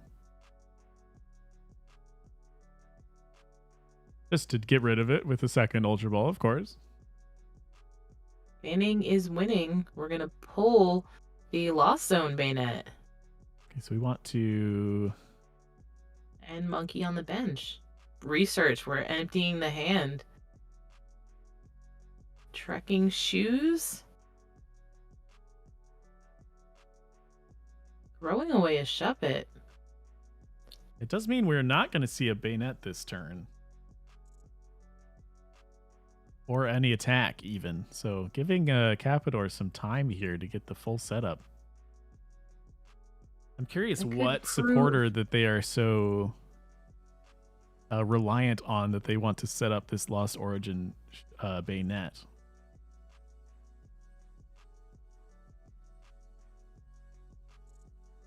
There's the dark energy. Dark energy. Great find for Capador. I suppose looking for a Gardevoir, and we could kind of get off to the races here on this turn. Get rid of that Pheasantipity. Fourth and Ralts. take the last Ralts that was hiding in the prizes there. Even have double Bravery Charm. We could set up both the Screamtail and the Drifloon. But still no damage on the field for Monkey to manipulate. And no Gardevoir yet. I imagine we're ripping this Iono and seeing top 6 looking for a Gardevoir. Or an Ultra Ball or any of that. Doesn't end up finding it. Curlia Refinement will get us 2 more cards to look at. Is this the Magic 2? Double counter It is catcher. not. It's Nope. double counter catcher. Means it's another pass back, I believe. Surely that Gardevoir has got to be close after all those cards that they just went through. Thinking about playing the Sinnoh. Oh, we can see a, what is that? Attack? Slap or something?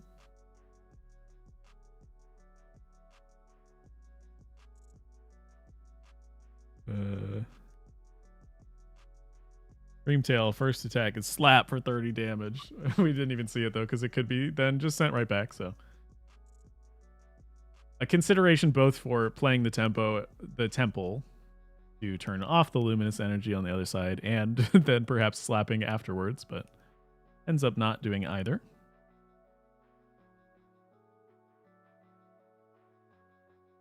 The open agility, More being able energy to go to the use discard. these refinements, drawing cards, getting energy in the discard, like you said.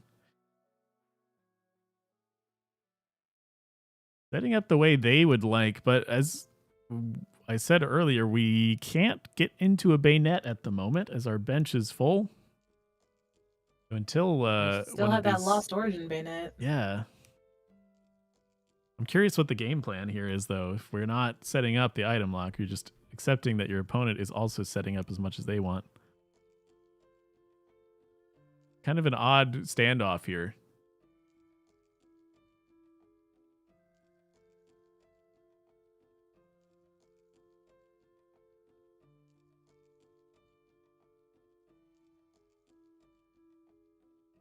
A standoff which, in my head, leans farther and further to the straight Gardevoir. Yeah, it does look like Kappa has a little bit better board position right now. They're digging pretty deep there. They've got 3 refinements on board. They've got 2 potential attackers just ready to go. They just need that Gardevoir and to get the... Oh, we see the Gardevoir first on open agility side. This now gives them damage to throw around with Monkey Dory. And the potential of a Miracle Force attack, I suppose. But a little scary to leave the Gardevoir in the active if you aren't also taking out the Drifloon at the same time. Gonna end up bossing up a Curlia instead.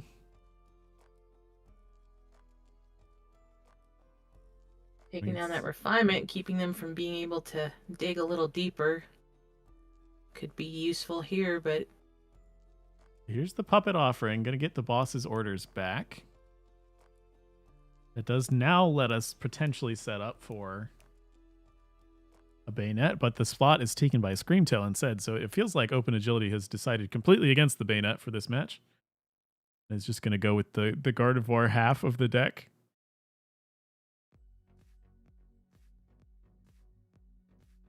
Yeah, it seems as if the item lock wasn't the most efficient way to try to lock down an opposing Gardevoir. Possibly just setting up your own Gardevoir and your own attackers and trying to knock them out, take them out as quick as you can on the opposing team was the more solid strategy, which is where we seem to see Open Agility going. Using the Screamtail to take down the Monkey Dory. And remember, this is the singular Monkey Dory in Capador cards deck. So no more, for now at least, there's the Night Stretcher in hand. But for a while, we might not have access to Adrena Brain. They do have Earthen Vessel in hand. No more Dark Energies in deck, though. Yeah, there's only the one, so the Night Stretcher has to get the Dark, or you just find Super Rod and get both of them back that way. But at the very least, all of the energy is out of Capador's deck, mostly in the discard, where you want it to be. But still looking for the Gardevoir EX. The Ultra Ball can get us there.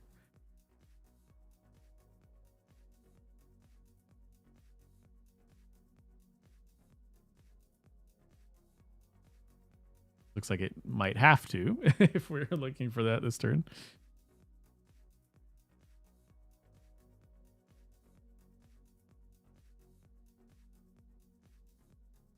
Thinking about the Arven, which means the Ionos would not be played this turn.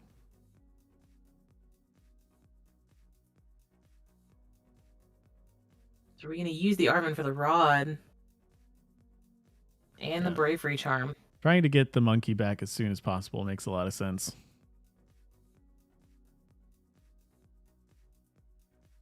Gets that monkey and that dark energy back. Pheasantipity too, if you really want it. I guess so. That perhaps gives you like one more out on a final turn where you just need to draw one piece. I don't feel like you want to. Got a cheeky little attack too, if you really need it. That's true. A little harder to build up the energy on it as it's not a psychic type Pokemon, but the cruel arrow can be cruel. That's true.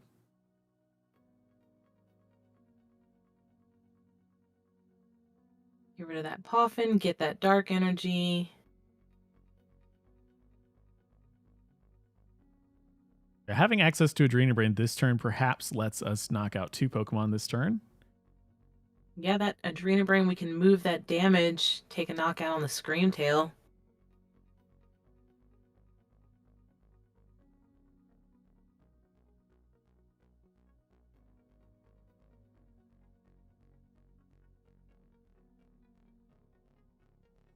Bye to the Professor and the Night Stretcher. We're just gonna hunt the Gardevoir down now. Didn't want to come to us on her own. We had to go find her. Immediately to the active spot.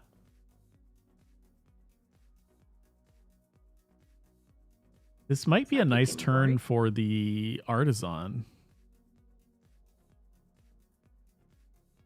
Or rather, the Temple of Sinnoh to bump the Artisan.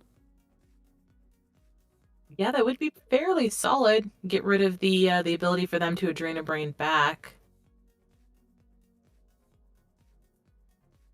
And I think we're just going to retreat the Gardevoir. Counter Catcher. Yeah, you can leave a Curlia stranded in the active and then knock out the Screamtail plus something else with your own Screamtail attack.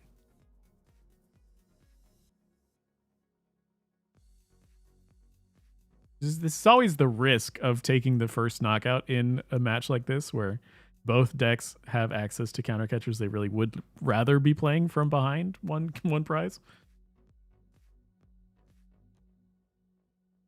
There's the knockout on the Screamtail. Picking up another Iono. We're not going to play the Temple of Sinnoh yet. Surprising. Are we thinking about it, though?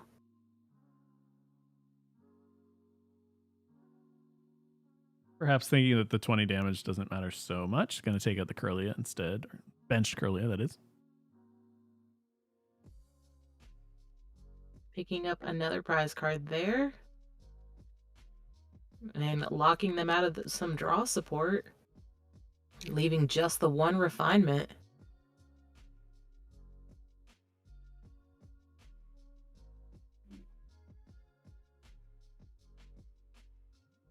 Nine cards in hand. Can get a look at 2 more at least with this refinement.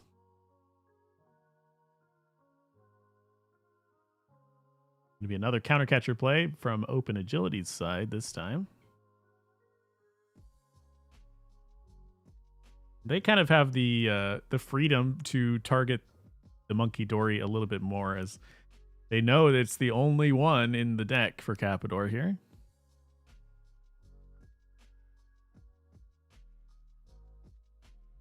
Already used one of their super rods to get it back the first time, and they've also tossed away their Night Stretcher in one of those discarding, rather, refinements.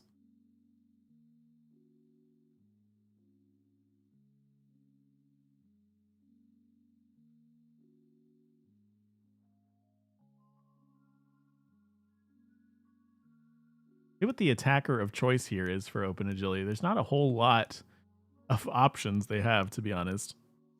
And now that they're out of that Screamtail, all 3 Shuppet in the discard pile.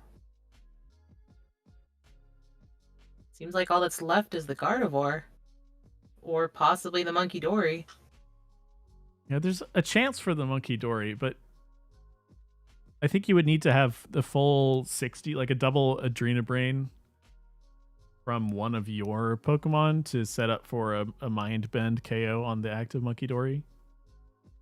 Which was an option they could have gone for, but now retreating into this Gardevoir, it seems like the Miracle Force is going to be the attack instead. Well, that's pretty scary too. You're leaving the Drifloon in play, which could potentially return KO this Gardevoir. You have to Psychic Embrace these to the Gardevoir to attack this turn.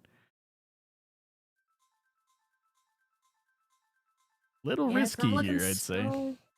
Yeah, it is. That is kind of. That's a little sus. I guess they can take the 6. Okay, they can double Adrena Brain this 60 off. But probably there isn't an instant return KO with the Drifloon.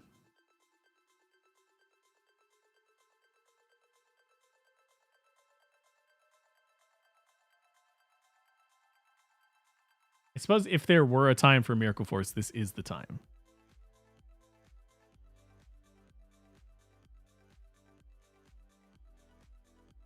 Coffin. Just to take a look at the deck. See what we got left to work with in here.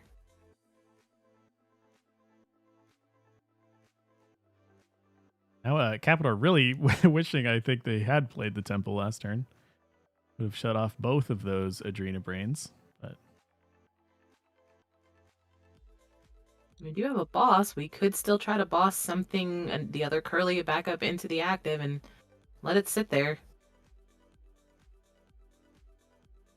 I think that might have Also- to be the play for now. Nothing Also else getting feels the very Turo. good.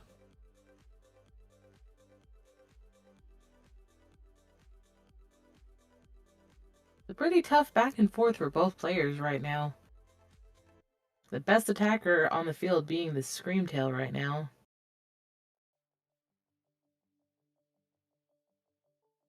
Marvin means the Gardevoir is sticking around. They're even on prize cards right now, so Countercatcher is off. Super Rod, you could get your monkey it back, I guess. They do have the Nest Ball They and do the have Earthen Vessel and Nest Ball in hand. At this point, you just play 2 monkeys.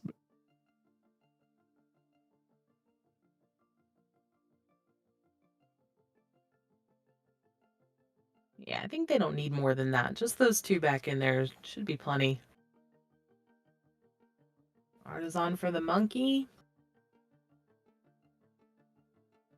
And then we can Vessel away the Nest Ball now.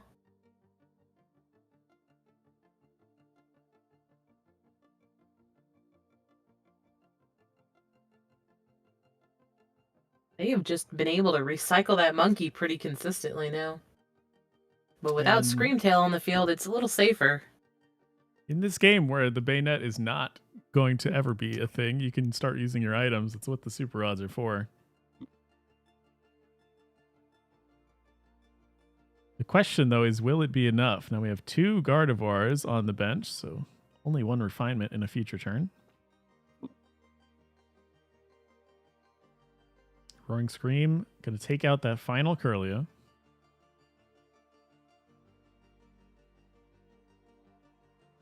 How are we going to, on Capitor's end, what's the plan for taking these 3 prize cards? It's certainly not easy to knock out this Gardevoir. 310 is a lot of health.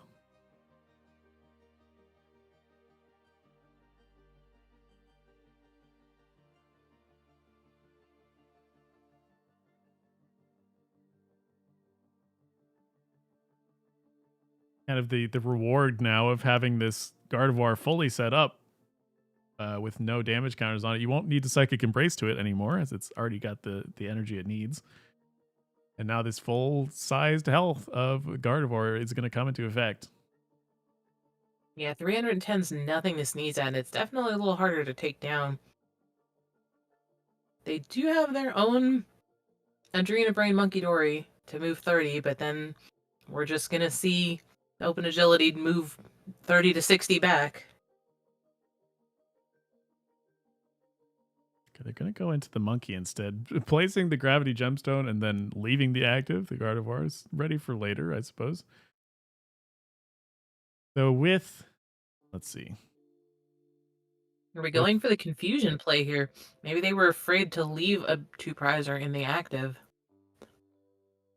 Maybe we can reset up Unless the we're just trying to 3. get some- Yeah, we can set up the 3 energy and then send the 60 damage counters over somewhere.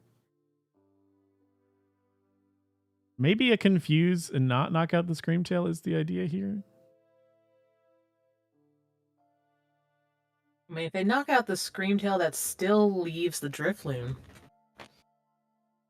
So They're either ending one up- of those is just as scary as the other. Ending up healing the Monkey Dory instead. Turo up that Oh, one. we're actually going to be able to do that again. Sure. So triple Adrena Brain turn. Prime Catching up their Monkey Dory. Targeting it very heavily, as we've seen. This is going to be the third knockout on this Monkey Dory. And we can even now afford to put this extra 60 damage elsewhere. We could take out Take down the that Curlia Curlia is what and it the looks Monkey like. Dory. It's a pretty solid and sneaky strategy there.